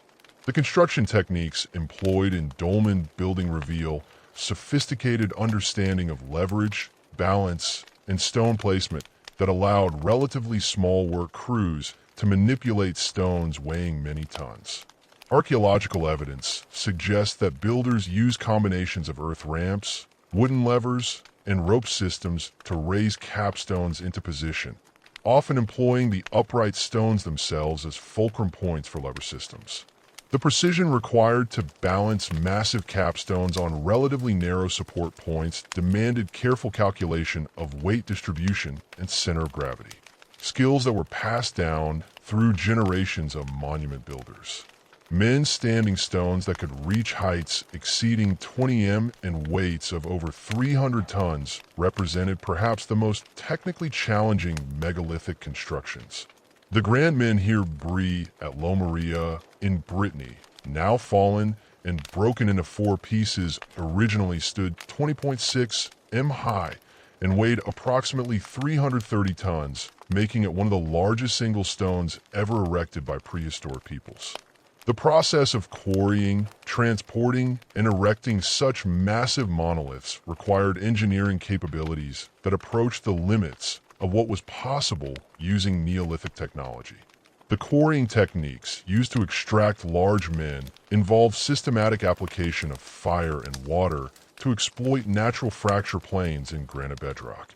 Workers built fires against rock faces to heat the stone, then doused the heated areas with cold water to create thermal stress fractures that could be widened using wooden wedges and stone hammers. This process, repeated over many cycles, allowed quarrymen to separate massive blocks from living rock without the metal tools that would become available in later periods. The precision required to extract stones of predetermined sizes and shapes demonstrates remarkable understanding of rock mechanics and fracture propagation. Transportation of the largest menhirs across distances of several kilom required the construction of specialized roadways and the development of sophisticated moving techniques. Archaeological evidence from Brittany includes stone paved trackways that appear to have been constructed specifically for megalith transportation, featuring carefully graded surfaces and reinforced sections designed to support enormous loads. The moving process likely involved combinations of wooden rollers, earthen ramps, and rope systems operated by teams of hundreds of individuals working in coordinated sequences. Stone circles, the most architecturally complex megalithic monuments, achieved their ultimate expression at Stonehenge, where construction occurred in multiple phases spanning over 1,500 years. The monument's final configuration, completed around 2500 BC, featured an outer circle of massive sarsen trillins, paired upright stones topped by horizontal lintels, surrounding an inner horseshoe of even larger trilithons arranged with precise astronomical alignments. The sars and stones quarried from the Malbra Downs, approximately 30 kilometers away, were shaped using techniques that achieved remarkably precise fits between uprights and lintels despite the stone's enormous size and weight. The shaping of sarsen stones at Stonehenge involved systematic pecking with hard hammer stones to remove unwanted material and create the precise geometries required for architectural stability. The lintels were shaped with curved undersurfaces that matched the tops of their supporting uprights, while mortise and tenon joints provided additional structural connection between elements. This level of precision in stonework required sophisticated understanding of three-dimensional geometry and the ability to visualize complex spatial relationships while working with materials that allowed no margin for error. The smaller blue stones at Stonehenge, transported from the Selai Mountains in Wales across a distance of 250 kilometers, represent one of the most remarkable transportation achievements in prehistoric Europe. These stones, weighing between 2 and 5 tons each, were moved across a landscape that included major rivers, hills, and marshlands using techniques that remain partially mysterious despite extensive archaeological investigation. The most likely route involved combinations of overland transport using wooden rollers and sleds, river transport on specially constructed rafts, and coastal shipping along the Bristol Channel. The development of complex burial traditions during this period reflected increasingly sophisticated beliefs about death, ancestry, and the relationship between the living and the dead. Collective tombs became focal points for community identity, serving not only as burial places, but as centers for ritual activities that reinforced social bonds and transmitted cultural knowledge across generations. The Seven Cotswold long barrows of Western England typically contained burial chambers accessed through carefully constructed passages with internal arrangements that segregated different categories of individuals according to age, sex, or social status. The burial practices documented within megalithic tombs reveal complex protocols governing the treatment of human remains and the transformation of individual deaths into collective ancestral heritage. At the West Kennet Long Barrow, excavations revealed that bodies were initially placed intact within the burial chambers, but the bones were subsequently rearranged and sorted according to systematic patterns that emphasized collective identity over individual commemoration. Skulls were often separated from other skeletal elements and arranged in special deposits, while long bones were sorted and stacked in organized patterns that created visual displays of ancestral presence. Secondary burial practices became increasingly elaborate during this period, with many communities developing sophisticated techniques for processing human remains and creating permanent displays of ancestral bones. The practice of excarnation, allowing bodies to decompose naturally before collecting the bones for final burial, appears to have been widespread across megalithic cultures. This process often occurred at specialized sites separate from the final burial locations, with bodies exposed on wooden platforms or in temporary structures until decomposition was complete. The curation of ancestral remains within megalithic monuments created opportunities for ongoing ritual interactions between the living and the dead that extended far beyond simple burial ceremonies. Archaeological evidence suggests that tomb chambers were regularly reopened for the addition of new burials, the rearrangement of existing remains, and the conduct of ceremonies that involved direct contact with ancestral bones. The presence of hearths, food remains, and ritual deposits within burial chambers indicates that these spaces served as venues for feasting, ceremony, and other activities that maintained active relationships with deceased community members. Ancestor veneration practices extended beyond the manipulation of human remains to include the creation of symbolic representations and the establishment of ritual protocols that govern interactions with ancestral spirits. The carved stone balls found in Scottish megalithic contexts appear to represent stylized human features or astronomical symbols that connected ancestral identities with cosmic forces. These objects, numbering in the hundreds and displaying remarkable artistic sophistication, were often deposited in burial contexts or ritual sites where they served as focal points for ceremonial activities. The astronomical alignments incorporated into megalithic architecture demonstrates sophisticated understanding of celestial cycles and their integration into ritual and agricultural calendars. The passage at New Grange is precisely oriented to admit sunlight only during the winter solstice, when a rising sun shines directly down the 19M passage to illuminate the burial chamber for approximately 17 minutes. This alignment required careful planning during the monument's construction, with the passage angle calculated to account for the sun's position at the solstice and the desired illumination effect within the chamber. Similar astronomical orientations appear in megalithic monuments across Atlantic Europe, with many stone circles and passage tombs aligned to significant solar, lunar, or stellar events. The Cailinish stone circle in Scotland incorporates multiple alignments that mark important positions of the moon during its 18.6 cycle, while individual stones within the circle frame specific star rises that would have been visible to ancient observers. These alignments required sustained astronomical observation over multiple years or decades to identify the relevant celestial patterns and calculate the precise orientations needed for architectural implementation. The complexity of megalithic astronomical alignment suggests the presence of specialist astronomer priests who maintain detailed knowledge of celestial cycles and their ritual significance.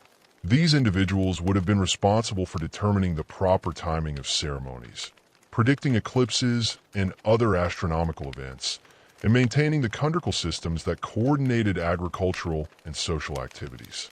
The standardization of certain alignment patterns across wide geographical areas indicates that this astronomical knowledge was shared between communities through networks of specialist practitioners. Lunar observations appear to have been particularly important in megalithic astronomy, with many monuments incorporating alignments to the moon's maximum and minimum rising and setting positions during its complex cycle. The stone circles at Avery include alignments that mark the moon's standstill positions, while the nearby sanctuary appears to have been designed as a lunar observatory where specialists could make precise measurements of the moon's changing positions throughout its cycle. These observations required sophisticated understanding of the relationship between lunar and solar cycles and their integration into unified chondrical systems. Sacred landscapes emerged during this period as communities began integrating natural features with human-made monuments to create comprehensive ritual environments that encompassed entire regions. The Orkney landscape around the Ring of Brodgar includes over 100 megalithic monuments arranged in patterns that reflect both practical considerations and symbolic relationships with topographic features. The positioning of monuments appears to have been coordinated to create sight lines between different sites, while incorporating prominent hills, water bodies, and other natural landmarks into unified ceremonial complexes. The Avery landscape in Wiltshire represents perhaps the most sophisticated example of integrated ritual geography, with a massive stone circle connected to other monuments through a complex system of avenues, cursus monuments, and burial sites that extends across several square kilometers. The West Kennet Avenue, marked by paired standing stones extending for 2.5 kilometers, created a processional route that connected Avery with the sanctuary on Overton Hill, while passing numerous burial mounds and other ritual sites. The careful positioning of these elements created a sacred geography where movement between different locations follow prescribed routes that reinforce cosmological beliefs and community identity. The integration of water features into megalithic landscapes reflects beliefs about the sacred properties of springs, rivers, and lakes that connected the terrestrial world with supernatural realms. Many stone circles and burial monuments were positioned near significant water sources, while some were deliberately sited to incorporate views of distant water bodies or to channel water flow through or around the monuments themselves. The rollright stones in Oxfordshire include arrangements that direct seasonal water flow through specific parts of the stone circle, creating temporary pools and streams that would have enhanced the site's ritual significance during particular times of year. Natural rock formations were often incorporated into megalithic monuments as sacred elements that connected human constructions with a deeper geological history of the landscape. The Extern in Germany includes natural sandstone pillars that were modified with carved chambers, stairways, and relief sculptures that transform the natural formation into an elaborate ritual complex. Similar modifications of natural rock features appear across megalithic Europe, with communities investing substantial labor in carving chambers, passages, and symbolic decorations into existing geological formations. The creation of artificial landscapes through earthwork construction became increasingly sophisticated during this period, with communities reshaping entire hillsides and valleys to create appropriate settings for megalithic monuments. The Silbury Hill in Wiltshire, standing 40 m high and containing over 300,000 meters of chalk and earth, represents one of the most massive artificial constructions in prehistoric Europe. The hill's construction required sophisticated engineering to ensure structural stability while creating the precise conical form that made it visible from great distances across the surrounding landscape. The symbolic significance of these artificial landscapes extended beyond their function as monument platforms to encompass complex meanings related to community identity, territorial control, and cosmological beliefs. The construction of massive earthworks demonstrated communities' ability to mobilize enormous labor forces while creating permanent markers of their presence in the landscape. These monuments served as focal points for regional identity that connected scattered settlements into unified cultural territories defined by shared ritual practices and architectural traditions. The maintenance of megalithic monuments over extended periods required ongoing community investment and the transmission of specialized knowledge across generations. Archaeological evidence indicates that many monuments underwent periodic renovation and modification that reflected changing ritual practices and evolving architectural capabilities. The multiple construction phases at Stonehenge span over 1,500 years and demonstrate sustained community commitment to maintaining and enhancing the site's ritual significance despite major cultural changes occurring in the surrounding region. The monumental construction projects and ritual landscapes that had transformed Atlantic Europe by 3,500 BC represented only one strand of human cultural development during this remarkable period. Across the vast expanse of Eurasia, from the forests of Central Europe to the river valleys of East Asia, diverse communities were simultaneously developing their own distinctive responses to the challenges and opportunities of Neolithic life. These regional variations reflected not merely different solutions to similar problems, but fundamentally different ways of organizing society, understanding the natural world, and expressing cultural identity through material culture. The linear pottery culture, known to archaeologists as linear banana or LBK, emerged around 5,500 BC in the fertile river valleys of Central Europe and represents one of the most successful and far-reaching cultural expansions in human prehistory. Within just 5 centuries, LBK communities had spread from the Danube Basin across an area extending from eastern France to western Ukraine, establishing a remarkably uniform cultural tradition across this vast territory. The distinctive pottery that gives the culture its name featured carefully executed linear designs applied to vessel surfaces using fine, treating geometric patterns of parallel lines, curves, and spirals that remain consistent across thousands of kilometers. LBK settlements followed a distinctive pattern that reflected sophisticated understanding of agricultural requirements and defensive considerations. Communities typically established themselves on elevated terraces overlooking major rivers, positioning their villages to take advantage of fertile alluvial soils while maintaining visual control over surrounding territories.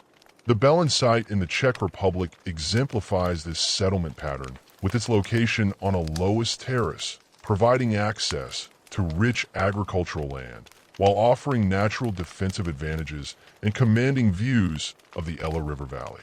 Archaeological surveys have identified over 100 LBK sites within a 50 kilometers radius of Bilani, indicating population densities that approached the carrying capacity of the available agricultural land. The long houses that characterized LBK settlements represented a distinctive architectural tradition adapted to the forest environments of temperate Europe. These massive timber structures, some exceeding 40 m in length, were constructed using sophisticated post and beam techniques that required advanced woodworking skills and careful planning of structural elements.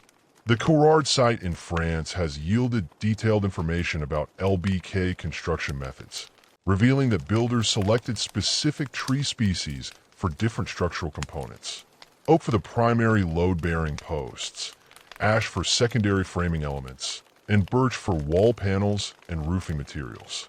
The internal organization of LBK long houses reflected complex social arrangements that accommodated extended families while providing spaces for specialized activities.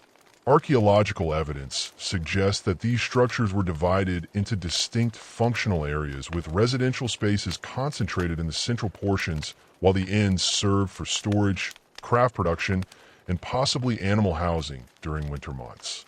The largest houses at sites like Elslo in the Netherlands contained up to 20 distinct activity areas, including specialized zones for pottery production, flint knapping, textile manufacture, and food processing. LBK agricultural systems demonstrated remarkable sophistication in crop selection and field management techniques adapted to the heavy soils and dense forests of Central Europe. Communities cultivated the full suite of Near Eastern founder crops, emmer and eorn wheat, barley, lentils, peas, and flax, but adapted their farming methods to local environmental conditions. The forest clearance techniques employed by LBK farmers involve systematic burning of woodland areas followed by the cultivation of clear plots for several years before allowing forest regeneration. This slash and burn agriculture required detailed knowledge of forest ecology, soil fertility cycles, and the optimal timing of burning operations to maximize agricultural productivity. The standardization of material culture across LBK territories indicate sophisticated mechanisms for maintaining cultural unity despite the vast geographical distances involved. Pottery forms and decorative styles remained remarkably consistent from Hungary to Belgium, suggesting either rapid cultural transmission or the movement of specialist potters who maintained traditional techniques across the culture's expansion. The stone tool assemblages show similar standardization, with specific implement types appearing in consistent proportions at sites throughout LBK territory, indicating shared technological traditions and possibly centralized training systems for tool production. Trade networks within LBK territory facilitated the movement of both utilitarian goods and exotic materials across impressive distances. Spondylus shell ornaments from the Mediterranean reached LBK sites in Germany and Poland, while high-quality flint from Belgian sources appears at settlements throughout the culture's eastern territories. The Freecolt flint mines in the Netherlands show evidence of systematic extraction operations that supplied raw materials to communities across a radius of several hundred km, demonstrating the organizational capabilities required to maintain large-scale resource distribution networks.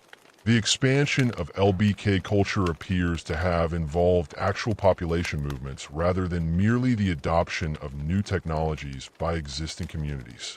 Genetic studies of modern European populations suggest substantial demographic contributions from Near Eastern farming populations during this period. While isotopic analysis of skeletal remains from LBK cemeteries indicates that many individuals were born in different regions from where they were buried. The Talheim massacre site in Germany provides dramatic evidence for the conflicts that sometimes accompanied this expansion, with 34 individuals killed by stone axes in what appears to have been a coordinated attack on an LBK community. Simultaneously, far to the east, the Yangshao culture was developing along the Yellow River and its tributaries in northern China, creating a distinctive Neolithic tradition adapted to the unique environmental conditions of the Chinese Les Plateau. Beginning around 5000 BC, Yangshao communities established settlements characterized by semi-upturned houses, elaborate painted pottery, and sophisticated millet cultivation systems that would form the foundation for Chinese agricultural civilization.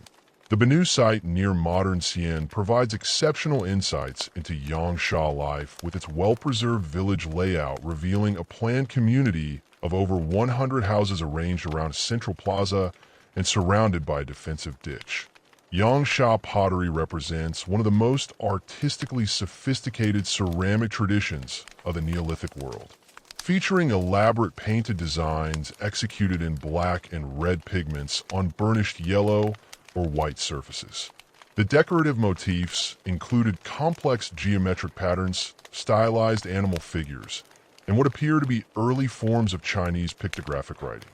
The technical quality of Yangshao ceramics required specialized knowledge of clay preparation, pigment chemistry, and firing techniques that produced vessels with exceptional durability and artistic appeal. Some vessels from the Miao Deuce site display painting techniques that involved multiple firings and a precise application of different pigments to achieve complex polychrome effects. The agricultural foundation of Yangsha culture rested on the cultivation of foxtail millet and broomcorn millet, crops that were well adapted to the semi-arid conditions and alkaline soils of northern China. These hardy grains could tolerate drought conditions and poor soils that would have been unsuitable for wheat or rice cultivation, allowing Yangsha communities to exploit marginal agricultural environments that remained in use by other farming traditions. The storage facilities at Yangsha sites include large ceramic vessels and underground pits designed specifically for millet preservation, with some installations capable of storing several tons of grain to sustain communities through seasonal shortages and periodic droughts. Yangshao settlements demonstrate sophisticated approaches to community planning and resource management that reflect deep understanding of local environmental conditions. Villages were typically positioned on elevated terraces overlooking river valleys, with house locations carefully chosen to maximize solar exposure while providing protection from prevailing winds. The semi-subterranean construction technique involved excavating circular or rectangular pits approximately 1 m deep, then constructing timber-framed walls and thatched roofs that created well-insulated living spaces suitable for the extreme temperature variations of continental China. The social organization of Yangsha communities appears to have emphasized collective decision-making and resource sharing, with archaeological evidence suggesting relatively egalitarian social structures compared to contemporary cultures in other regions. Burial practices show limited differentiation in grave goods or mortuary treatment, while house sizes remain fairly consistent within individual settlements. However, some sites contain larger structures that may have served as community meeting places or the residences of influential individuals, indicating the presence of some social hierarchy within the overall egalitarian framework. far to the northeast, the German culture of Japan was simultaneously developing one of the world's most sophisticated hunter-gatherer traditions, demonstrating that complex societies could emerge without agricultural foundations. The German people, whose culture persisted from approximately 14,000 to 300 BC, created elaborate pottery traditions, monumental architecture, and sophisticated resource management systems, while maintaining economies based entirely on hunting, fishing, and gathering. The Sani-Miyama site in northern Japan reveals a Jomon settlement that supported over 500 residents for more than 1,500 years, making it one of the largest and most stable prehistoric communities in the world. German pottery achieved extraordinary artistic and technical sophistication with vessel forms and decorative schemes that evolved continuously throughout the culture's long existence. The Middle Jomon period around 3,500–2,500 BC witnessed the creation of some of the most elaborate ceramic art ever produced, with vessels featuring complex three-dimensional sculptural elements, intricate surface textures, and flamboyant rim decorations that transformed utilitarian containers into works of art. The flame-style pottery of the Chupu region displays rim decorations that rise in elaborate peaks and spirals, creating dramatic silhouettes that required exceptional skill to construct and fire successfully. The subsistence strategies employed by German communities demonstrate remarkable sophistication in exploiting diverse natural resources without depleting them through overuse. Coastal sites like Tora show evidence for intensive shellfish harvesting, with massive shell mittens containing millions of individual specimens, representing systematic exploitation of marine resources over many centuries. Inland sites focused on hunting deer, wild boar, and smaller game while gathering nuts, berries, and other plant foods according to seasonal availability. The management of chestnut groves at sites like Sani Marama suggests that Jomon communities practice forms of forest management that enhance the productivity of wild resources without full domestication. German settlements display considerable architectural diversity, ranging from small seasonal camps to large permanent villages with substantial timber structures. The pit houses, characteristic of many German sites, were constructed by excavating circular or oval depressions and erecting timber frameworks that supported thatched roofs extending to ground level. These structures provided excellent insulation against harsh winter conditions while remaining relatively easy to construct and maintain. The largest houses at Sinai, Marama, measured over 10 m in diameter and could accommodate extended families during winter months when outdoor activities were limited. The monumental architecture created by Jomon communities included massive timber structures that rival the megalithic monuments of Atlantic Europe in their engineering requirements and symbolic significance. The Great Pillar building at Sai Marama featured 6 enormous chestnut posts, each over 1 m in diameter, arranged in 2 parallel rows to create a structure approximately 15 m long and 10 m wide. The construction of this building required sophisticated timber selection, transportation, and erection techniques, while its maintenance over several centuries demonstrate sustained community investment in monumental architecture. Regional environmental adaptations during this period produced remarkable innovations as communities developed specialized technologies and social systems suited to particular ecological niches. The lake-dwelling cultures that emerged in the alpine regions of Switzerland, Germany, and Austria around 4000 BC created distinctive settlement forms adapted to wetland environments.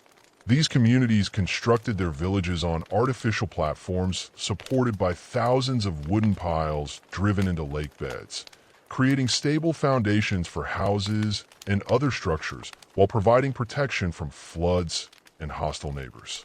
The Hornstad-Hornley site on Lake Constance exemplifies the sophisticated engineering capabilities of alpine lake dwellers, with its platform supported by over 100,000 wooden piles arranged in systematic patterns that distributed structural loads across the lake bed.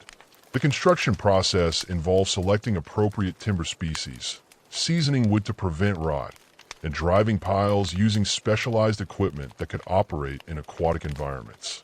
Archaeological analysis of the pile arrangements reveals that different sections of the platform were constructed at different times, indicating planned expansion of the settlement as population grew. The preservation conditions in waterlogged lake sediments have provided exceptional insights into the material culture and daily life of alpine lake-dwelling communities. Organic artifacts that would normally decay in terrestrial sites survive in remarkable condition, including wooden tools, textile fragments, leather goods, and even food remains that reveal detailed information about prehistoric diets and subsistence strategies. The Arbon BL site has yielded over 100,000 individual artifacts, creating one of the most complete pictures of Neolithic material culture available anywhere in the world. Lake-dwelling communities developed sophisticated fishing technologies adapted to freshwater environments, including specialized nets, traps, and fishing hooks designed for different species and seasonal conditions. The fish remains from sites like Tuan show systematic exploitation of multiple species, including pike, perch, and white fish, with evidence for seasonal fishing strategies that maximize catches during spawning runs and other periods of abundance. The processing and preservation of fish required specialized knowledge and equipment, including smoking facilities and storage containers designed to maintain fish quality over extended periods. Agricultural adaptations in the alpine region involve cultivating crops suited to the cool, moist conditions and short growing seasons characteristic of higher elevations. Lake-dwelling communities grew hardy varieties of wheat and barley along with legumes and flax, but they also cultivated opium poppies and other plants that may have had medicinal or ritualistic applications. The waterlogged preservation conditions have provided direct evidence for prehistoric agriculture, including actual seeds, pollen, and even preserved loaves of bread that reveal the composition and preparation techniques used for cereal foods. Desert adaptations in North Africa during this period produced equally remarkable innovations as communities developed strategies for exploiting arid environments that would have been uninhabitable without sophisticated water management and resource conservation techniques. The Sahara during the early to mid-Holocene experienced much more humid conditions than today, supporting grassland and woodland environments that could sustain substantial human populations. However, as conditions gradually became more arid after 5000 BC, communities were forced to develop increasingly sophisticated adaptations to water scarcity and environmental unpredictability. The rock art sites of the Central Sahara provide exceptional documentation of the cultural and environmental changes that occurred during this period. The Tassilian Niger Plateau in Algeria contains thousands of rock paintings and engravings that chronicle the transition from humid to arid conditions through their depictions of changing fauna and human activities. Early paintings show scenes of abundant wildlife, including elephants, rhinoceros, hippopotamus, and giraffes, while later images focus on cattle herding and eventually camel domestication as communities adapted to increasingly arid conditions. The artistic traditions documented in Sahara and rock art demonstrate sophisticated symbolic systems and aesthetic sensibilities that rival contemporary art traditions in other regions. The round head period paintings dating to approximately 4000 BC feature large human figures with elaborate headdresses and body decorations rendered in a distinctive style that emphasizes spiritual or supernatural themes. These images often appear in remote locations that required considerable effort to reach, suggesting that the painting process itself had ritual significance beyond the creation of permanent visual records.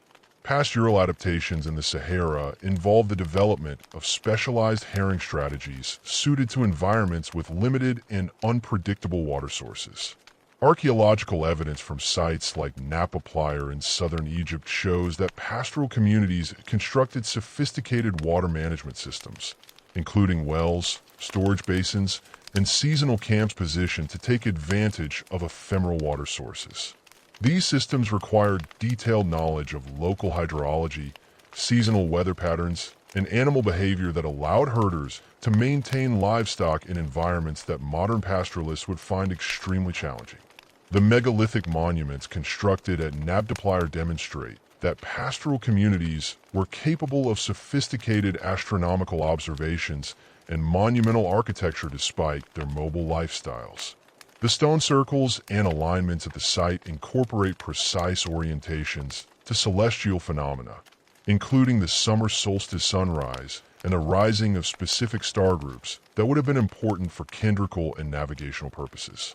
The construction of these monuments required coordinated labor from multiple pastoral groups and the development of shared astronomical knowledge that transcended individual community boundaries. Language family dispersals during this period appear to correlate closely with the expansion of agricultural populations and the establishment of new cultural traditions across vast geographical areas. The spread of Indo-European languages across Europe and parts of Asia may have been associated with a westward expansion of pastoral peoples from the Pontic-Caspian steppes. While the dispersal of Sino-Tibetan languages could reflect the expansion of millet farming populations from northern China, these linguistic expansions involved not merely the adoption of new languages by existing populations, but substantial demographic movements that introduced new genetic lineages along with cultural and technological innovations. The Kirin culture of the Pontic-Caspian steppes, emerging around 4000 BC, developed distinctive burial practices and material culture traditions that would spread across much of Europe during subsequent millennia. The characteristic burial mounds, or Koreans, that give the culture its name, contained elaborate graves with wheeled vehicles, horse remains, and sophisticated metalwork that reflect the emergence of pastoral societies with advanced transportation technologies. The Myop Kirin in the northern Caucasus contained over 5,000 gold and silver objects along with the remains of wheeled vehicles and horse harness equipment, demonstrating the wealth and technological sophistication achieved by steppe pastoral elites. The artistic traditions that emerged during this period of regional diversification reflect not only aesthetic preferences, but also complex symbolic systems that communicated cultural identity, religious beliefs, and social relationships. The decorated pottery of different cultural traditions displays distinctive stylistic elements that remained consistent across large geographical areas while evolving through time in response to changing cultural influences. The spiral motifs characteristic of many European Neolithic pottery traditions appear to have carried symbolic meanings related to concepts of time, regeneration, and cosmic cycles that transcended individual communities and cultural boundaries. Rock art traditions across different regions show remarkable similarities in certain symbolic elements despite the vast distances and cultural differences separating the communities that created them.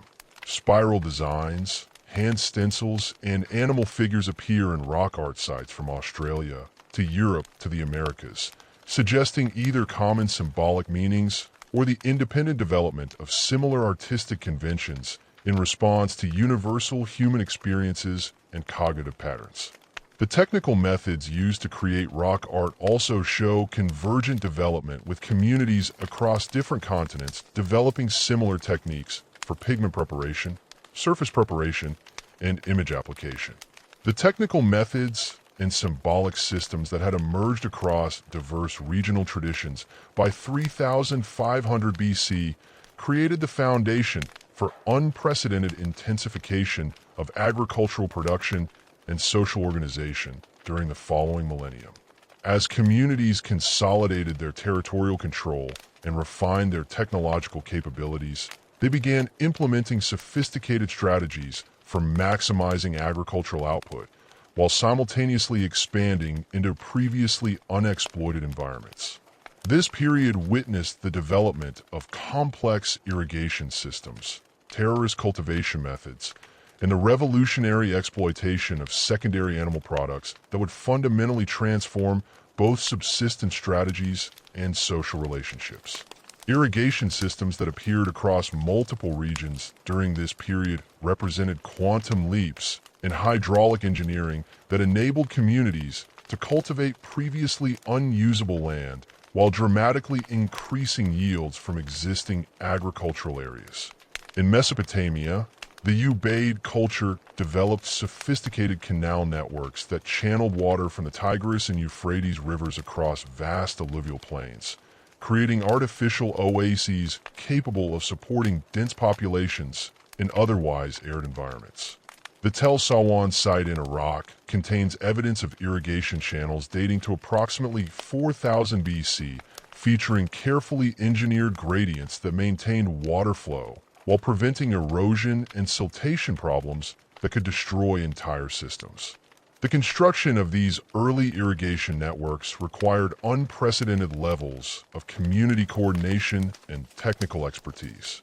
Archaeological surveys in southern Mesopotamia have identified canal systems extending over 100 kilometers from their river sources, with main channels feeding networks of smaller distributo canals that brought water to individual fields and settlements. The Eridu Canal system included sophisticated control structures with wooden gates and stone weirs that regulated water flow according to seasonal requirements and crop needs. These installations required regular maintenance by specialized work crews who understood hydraulic principles and possessed the organizational authority to coordinate water distribution among multiple communities. The social implications of large-scale irrigation were profound, creating new forms of interdependence between communities while generating opportunities for conflict over water rights and distribution priorities.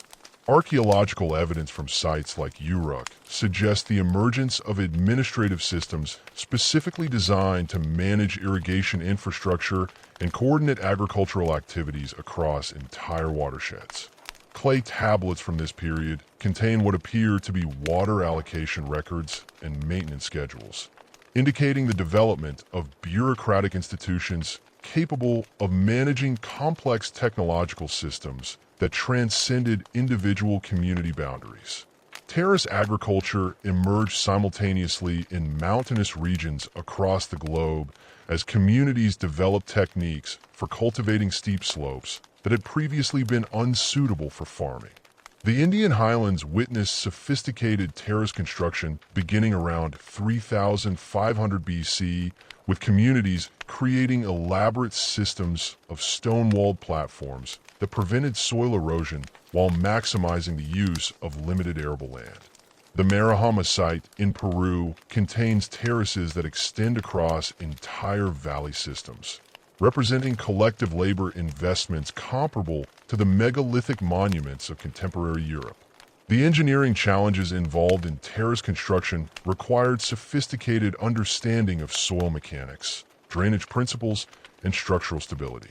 Andean terrace builders developed techniques for creating stable retaining walls using carefully fitted stone masonry that could withstand the stresses imposed by tons of soil and the freeze-thaw cycles characteristic of high-altitude environments.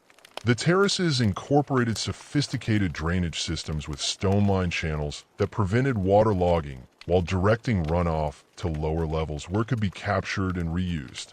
Some terrace systems included microclimatic modifications, such as stone heat collectors that extended growing seasons by several weeks, enabling the cultivation of crops at altitudes that would otherwise have been too cold for agriculture. The secondary product revolution represented perhaps the most significant economic transformation of this period, as communities learned to exploit domestic animals for renewable resources rather than merely meat production. The systematic harvesting of milk from cattle, sheep, and goats create entirely new categories of food resources while providing economic incentives for maintaining larger animal populations. Archaeological evidence for early dairy production includes specialized pottery vessels with perforated bottoms used for cheese making and lipid residue analysis, showing milk fats in ceramic containers from sites across Europe and the Near East. The technological innovations required for dairy production extended far beyond simple milking techniques to include sophisticated processing methods for converting perishable milk into storable products.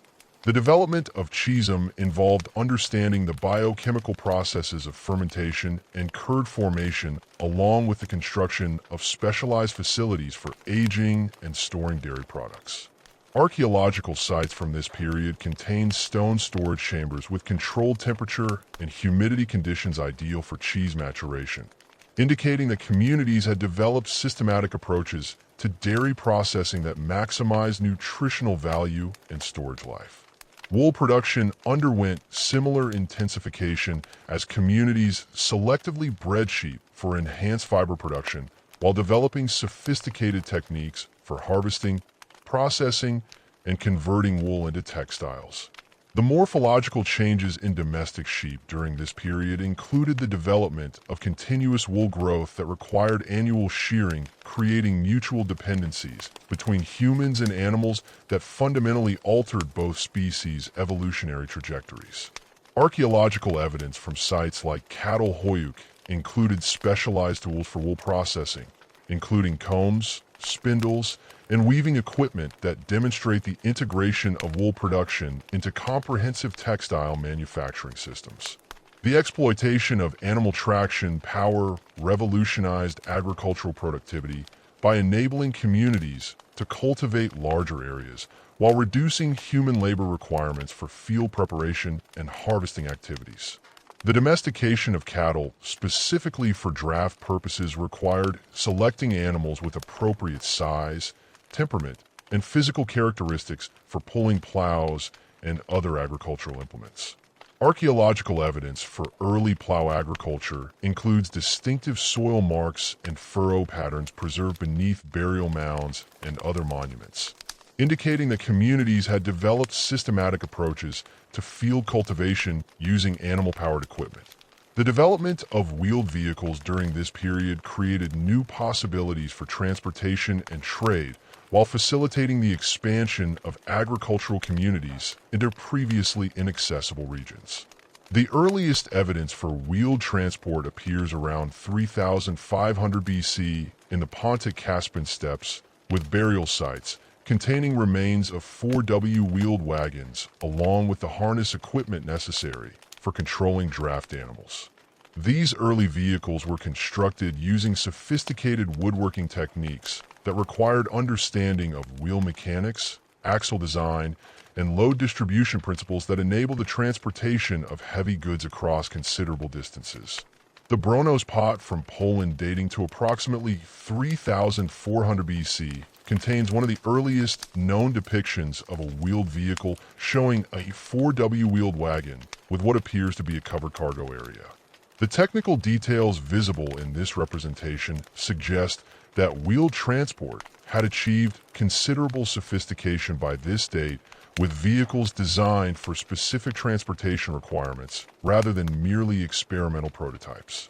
The standardization of wheel construction techniques across different regions indicates the rapid spread of this technology through existing trade networks and cultural exchange systems. Population pressure during this period reached levels that forced communities to develop new strategies for territorial expansion and resource exploitation. Archaeological surveys across Europe and Asia revealed dramatic increases in settlement density and site size that indicate substantial population growth following the adoption of intensified agricultural techniques. The Cucutini Trialian culture of Ukraine and Romania created some of the largest settlements in prehistoric Europe, with sites like Talani supporting populations estimated at over 15,000 individuals within areas exceeding 400 hectares. These massive settlements required sophisticated urban planning and infrastructure development that exceeded the capabilities of earlier communities. The Talieni site was organized according to systematic planning principles with houses arranged in concentric circles around central plazas, while specialized areas were designated for craft production, storage, and defensive purposes. The construction of such large settlements required coordinated labor involving thousands of individuals working according to predetermined architectural plans that balance functional requirements with defensive considerations and symbolic meanings. The territorial expansion that accompanied population growth led to the colonization of previously unexploited environments, including islands, high-altitude regions, and marginal agricultural areas that required specialized adaptation strategies. The colonization of Cyprus around 3800 BC involved sophisticated maritime transportation capabilities along with the introduction of complete agricultural packages, including domestic animals and crop plants that had no wild ancestors on the island. Archaeological evidence from Kirikitia and other early Crete sites reveals that colonists brought cattle, sheep, goats, and pigs along with wheat, barley, and legumes, creating entirely artificial ecosystems that could support permanent human settlement. The expansion into high-altitude environments required developing specialized agricultural techniques and crop varieties adapted to extreme conditions, including short growing seasons, intense solar radiation, and frequent freeze-thaw cycles. Indian communities during this period began cultivating potatoes and quinoa altitudes exceeding 4,000 meters, creating agricultural systems that could exploit environmental nisses unavailable to communities using traditional Near Eastern crop packages. The development of these high-altitude agricultural systems required sophisticated understanding of plant breeding, soil management, and microclimatic manipulation that enabled communities to achieve food security in extremely challenging environments. Island colonization efforts during this period demonstrate remarkable seafaring capabilities and navigational skills that enabled communities to reach and settle remote islands across vast ocean distances. The colonization of the Mediterranean islands beginning around 3500 BC required sophisticated boat construction techniques and navigation methods that could ensure safe passage across hundreds of kilometers of open water. Archaeological evidence from Sardinia and Corsica includes the remains of substantial settlements established shortly after initial colonization, indicating that these expeditions involved large groups of colonists carrying complete technological and cultural packages rather than small exploratory parties. The technological convergence toward copper metallurgy during this period represented the culmination of centuries of experimentation with metalworking techniques and the beginning of fundamental changes in tool production and social organization.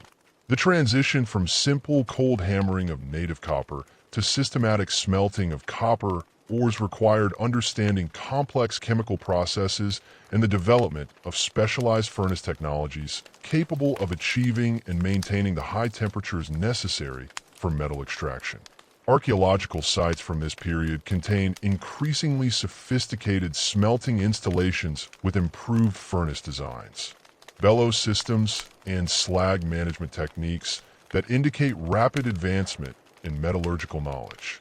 The Belud site in Serbia contains some of the most advanced copper smelting facilities from this period, with furnaces featuring stone-lined combustion chambers connected to sophisticated air delivery systems that provided the controlled atmospheres necessary for efficient copper extraction.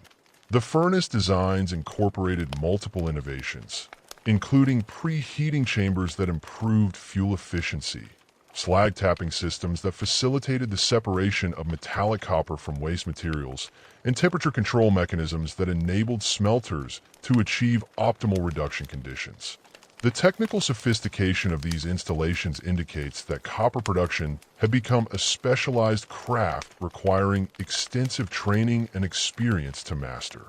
The social implications of metallurgical development extended far beyond improved tool production to include the creation of new forms of wealth, status differentiation, and trade relationships. Copper objects required substantial investments in raw materials, fuel, and skilled labor that made them valuable commodities suitable for long-distance exchange and status display. The appearance of elaborate copper axes, daggers, and ornaments in elite burials indicates that metal objects had achieved symbolic significance that transcended their practical utility, serving as markers of social status and indicators of access to specialized craft production. Complex exchange networks during this period achieved unprecedented geographical scope and organizational sophistication, connecting communities across entire continents through systematic trading relationships that moved both utilitarian goods and luxury items.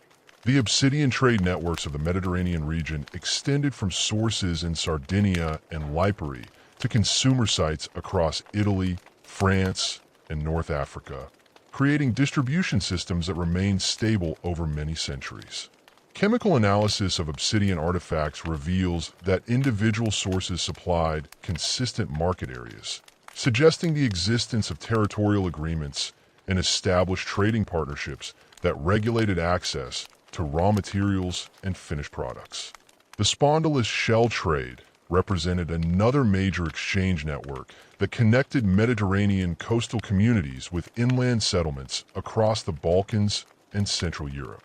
These marine shells were processed into ornaments, ritual objects, and status symbols that played important roles in the social and religious life of agricultural communities far from their sources. The standardization of shell processing techniques and ornament forms across vast geographical areas indicates either the movement of specialist craftspeople or the transmission of detailed technical knowledge through established trading relationships. Prestige goods economies emerged as communities developed systematic approaches to the production and exchange of objects that derive their value primarily from symbolic rather than utilitarian considerations.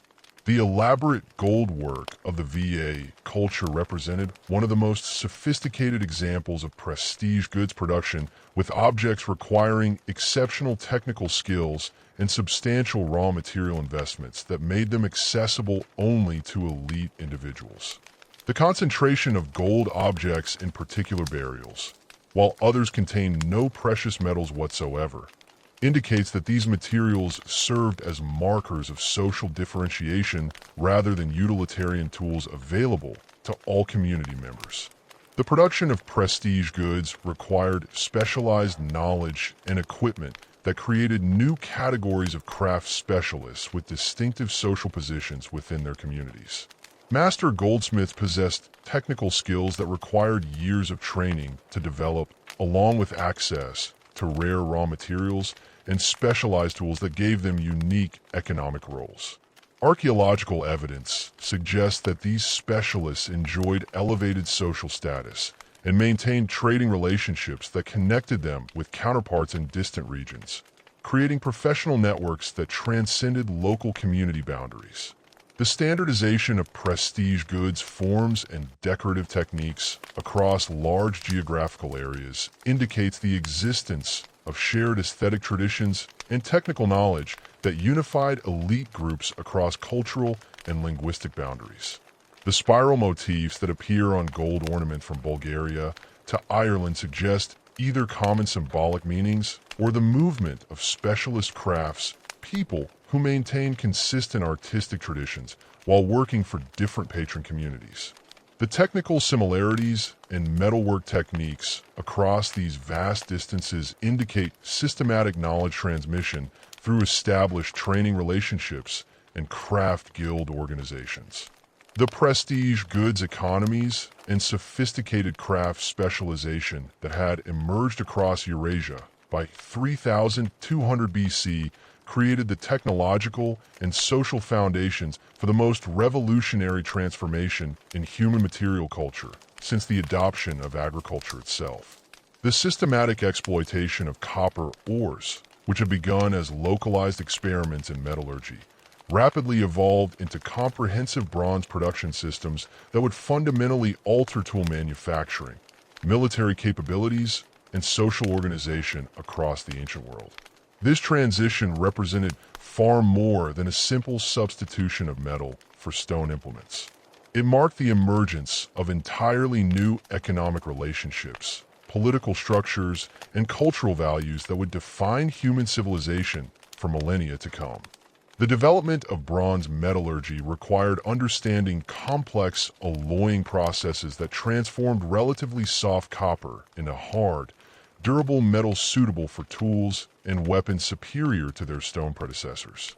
The discovery that adding tin to copper in proportions of approximately 10 to 12% produced an alloy with enhanced hardness, castability, and corrosion resistance emerged through systematic experimentation conducted by specialist metal workers across multiple regions. Archaeological evidence from sites like Kessel in Anatolia reveals sophisticated mining operations that extracted cassiterite from underground workings extending over 60 m below ground level, requiring advanced understanding of geology, structural engineering, and ventilation systems to maintain safe working conditions.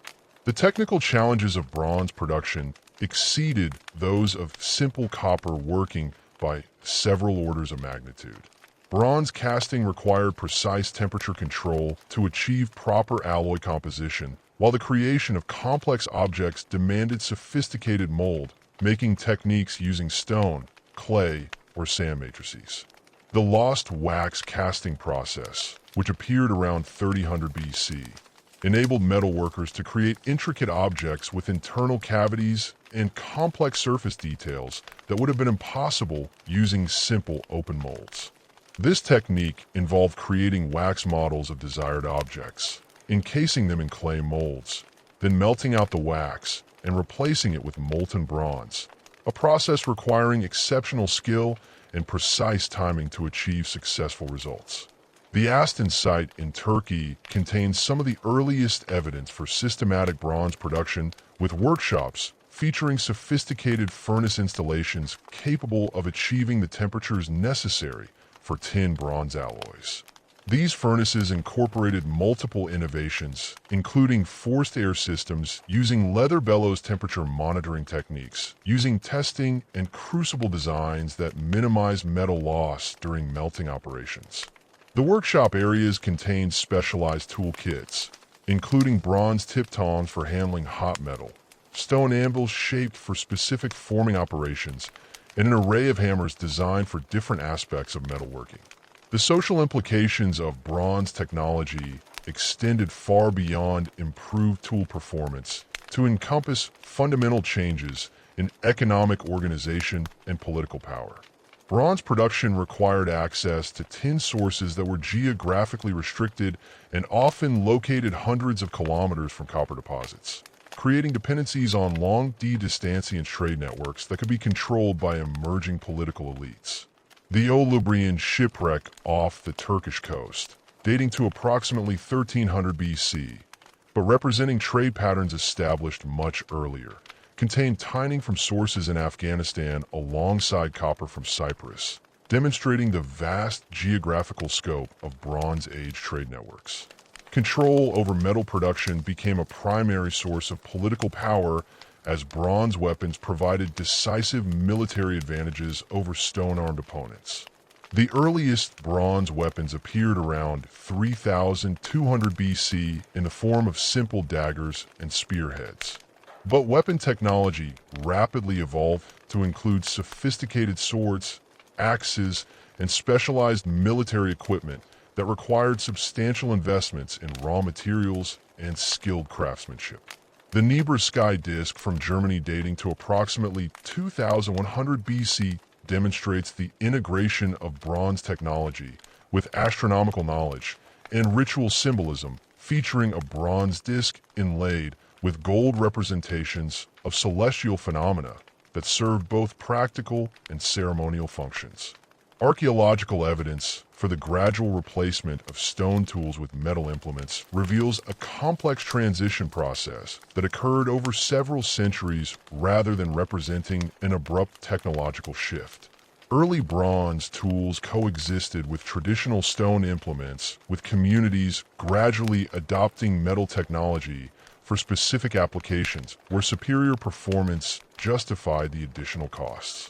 Bronze axes prove particularly advantageous for woodworking tasks, enabling more efficient forest clearance and timber processing that facilitated expansion into previously unexploited territories. The standardization of bronze axe forms across large geographical areas indicate systematic production methods and quality control procedures that ensured consistent performance characteristics. The emergence of specialized bronze working centers created new forms of economic organization based on centralized production and distribution systems.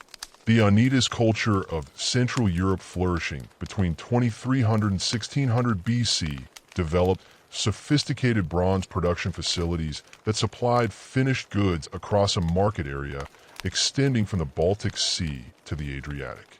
Archaeological analysis of bronze compositions reveals that Oneidas metal workers achieved remarkable consistency in alloy ratios, indicating systematic quality control procedures and standardized production techniques that enabled mass production of reliable tools and weapons. Warrior elites emerged as dominant social classes in many regions as bronze weapons technology created new military capabilities and altered traditional power relationships. The appearance of elaborate warrior burials containing bronze swords, spearheads, and defensive equipment marks a fundamental shift toward militarized societies where martial prowess became a primary source of social status. The Amesbury Archer burial in England, dating to approximately 2300 BC, contained over 100 artifacts including bronze daggers, gold ornaments, and specialized archery equipment that indicate the deceased held high military rank within his community. The development of hierarchical chiefdoms during this period reflected the need for centralized authority capable of organizing complex economic activities, managing territorial disputes, and coordinating military operations. Archaeological evidence from sites like Myene in Greece reveals the emergence of complexes with specialized administrative areas, storage facilities, and workshops that indicate sophisticated bureaucratic organization. Linear B tablets from later periods provide insights into the administrative systems that manage Bronze Age chiefdoms, including detailed records of bronze production, weapon distribution, and military personnel that demonstrate systematic approaches to resource management and territorial control. Fortification construction reached unprecedented levels of sophistication as communities invested heavily in defensive architecture designed to protect against bronze-armed attackers. The hill fort at Maiden Castle in England underwent major expansion during this period with defensive circuits incorporating multiple lines of earthworks, elaborate entrance systems, and specialized areas for storing weapons and supplies. The construction of these massive fortifications required coordinated labor involving thousands of workers over multiple construction seasons, demonstrating the organizational capabilities of emerging political authorities.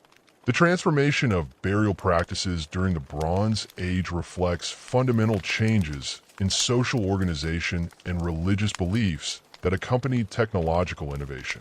The shift from collective burial in megalithic tombs to individual interment in barrows and cist graves indicates increasing emphasis on personal achievement and hereditary status rather than communal identity.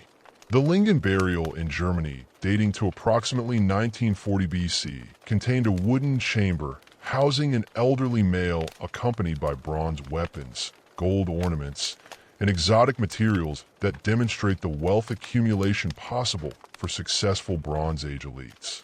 The decline of megalithic building traditions occurred gradually as communities redirected their collective labor investments from monument construction to economic and military activities. The latest megalithic monuments constructed around 2500 BC show reduced scale and technical sophistication compared to earlier examples, suggesting that communities no longer possess the organizational capacity or cultural motivation for massive stone construction projects. The abandonment of sites like Stonehenge around 2000 BC marks the end of a building tradition that had persisted for over 2,000 years. Archaeological evidence for the transition away from megalithic burial practices includes the systematic dismantling of earlier monuments and the reuse of their stones for new construction projects. Many stone circles and passage tombs show evidence of deliberate destruction during the early Bronze Age, with their materials incorporated into field walls, house foundations, and other utilitarian structures. This pattern suggests active rejection of earlier religious traditions rather than simple abandonment due to changing cultural preferences. The development of new burial customs during the Bronze Age emphasized individual achievement and social differentiation through elaborate grave goods and distinctive mortar architecture. Round barrows became the dominant burial form across much of Europe, with these earth mounds containing wooden or stone chambers housing single individuals accompanied by bronze weapons, pottery vessels, and personal ornaments. The bush barrow burial in England contained a gold-decorated bronze dagger, a stone mace head, and gold belt fittings that demonstrate the wealth and status achieved by Bronze Age elites. The standardization of burial practices across large geographical areas indicates the emergence of shared cultural traditions that transcended local community boundaries. The Bellbeaker culture, which spread across Atlantic Europe between 2800 and 1900 BC, established consistent burial customs featuring distinctive pottery vessels, copper daggers, and archery equipment that appear in graves from Scotland to Sicily. This cultural uniformity suggests either large-scale population movements or the rapid adoption of prestige customs by local elites seeking to demonstrate their connection to broader cultural networks. The environmental impact of Bronze Age societies exceeded that of earlier Neolithic communities through intensified mining operations, expanded agricultural systems, and increased population densities that fundamentally altered natural landscapes. Copper mining at sites like the Great ORM in Wales involved the excavation of over 5 kilometers of underground tunnel that removed thousands of tons of ore-bearing rock from hillside deposits. These operations required systematic forest clearance to provide fuel for smelting operations, while the associated settlements created permanent anthropogenic landscapes where human activities dominated natural processes. Agricultural intensification during the Bronze Age involved the cultivation of previously marginal lands through improved plowing techniques, systematic field drainage, and the development of crop varieties adapted to different environmental conditions. The adoption of bronze plowshares enabled farmers to work heavier soils that had been inaccessible using wooden implements, while bronze sickles improved harvesting efficiency and reduced labor requirements. Archaeological evidence from sites like Flagfen in England reveals systematic field systems with drainage ditches and boundary markers that indicate sophisticated approaches to landscape management. Population growth during this period reached levels that strained the carrying capacity of available agricultural land in many regions, creating pressures for territorial expansion and resource competition that contributed to increasing levels of warfare. Settlement surveys across Europe revealed dramatic increases in site numbers and sizes that indicate substantial demographic expansion following the adoption of bronze technology. The terrace culture of northern Italy created densely packed settlements, supporting populations that may have exceeded 10,000 individuals within individual sites.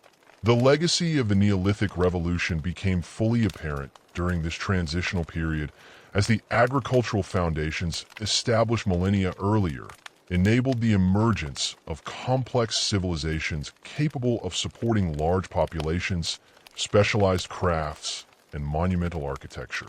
The transformation of hunter-gatherer societies into agricultural communities had created the demographic base and economic surplus necessary for Bronze Age innovations. While the social institutions developed during the Neolithic provided organizational models for emerging political hierarchies, the fundamental impact of Neolithic innovations on human civilization extended far beyond technological achievements to encompass basic changes in human relationships with the natural world and each other. The domestication of plants and animals had created artificial ecosystems dependent upon human management, while sedentary lifestyles had established permanent connections between communities and particular territories that would influence political organization for millennia. The development of craft specialization and trade networks had created economic relationships that connected distant communities through systematic exchange systems. The environmental transformation initiated during the Neolithic accelerated dramatically during the Bronze Age as human activities began to dominate natural processes across entire landscapes. Forest clearance for agriculture and fuel production had eliminated original vegetation across vast areas of Europe and Asia, while mining operations had created permanent scars in the landscape that would persist for thousands of years. The introduction of domestic animals had altered grazing patterns and vegetation communities, while intensive agriculture had modified soil chemistry and hydrology across entire watersheds. As the Bronze Age reached full development around 2500 BC, the technological and social foundations established during the Neolithic had been transformed into complex civilizations capable of achievements that would have been inconceivable to the first farmers of the Fertile Crescent. The journey from the earliest agricultural experiments at sites like Abu Huraira to the sophisticated bronze producing societies of the second millennium BC represented one of the most remarkable transformations in human history. A revolution that had converted small bands of hunter-gatherers into complex societies capable of monumental architecture, long-distance trade, and technological innovation that would provide the foundation for all subsequent human civilization. The Neolithic Revolution had fundamentally altered the trajectory of human development, creating the demographic, technological, and social foundations that made possible the emergence of the first cities, states, and empires. The agricultural surplus that enabled craft specialization, the organizational skills developed through collective construction projects, and the trade networks that connected distant communities had established the basic framework for complex civilization that would persist with continuous elaboration and refinement throughout the remainder of human history.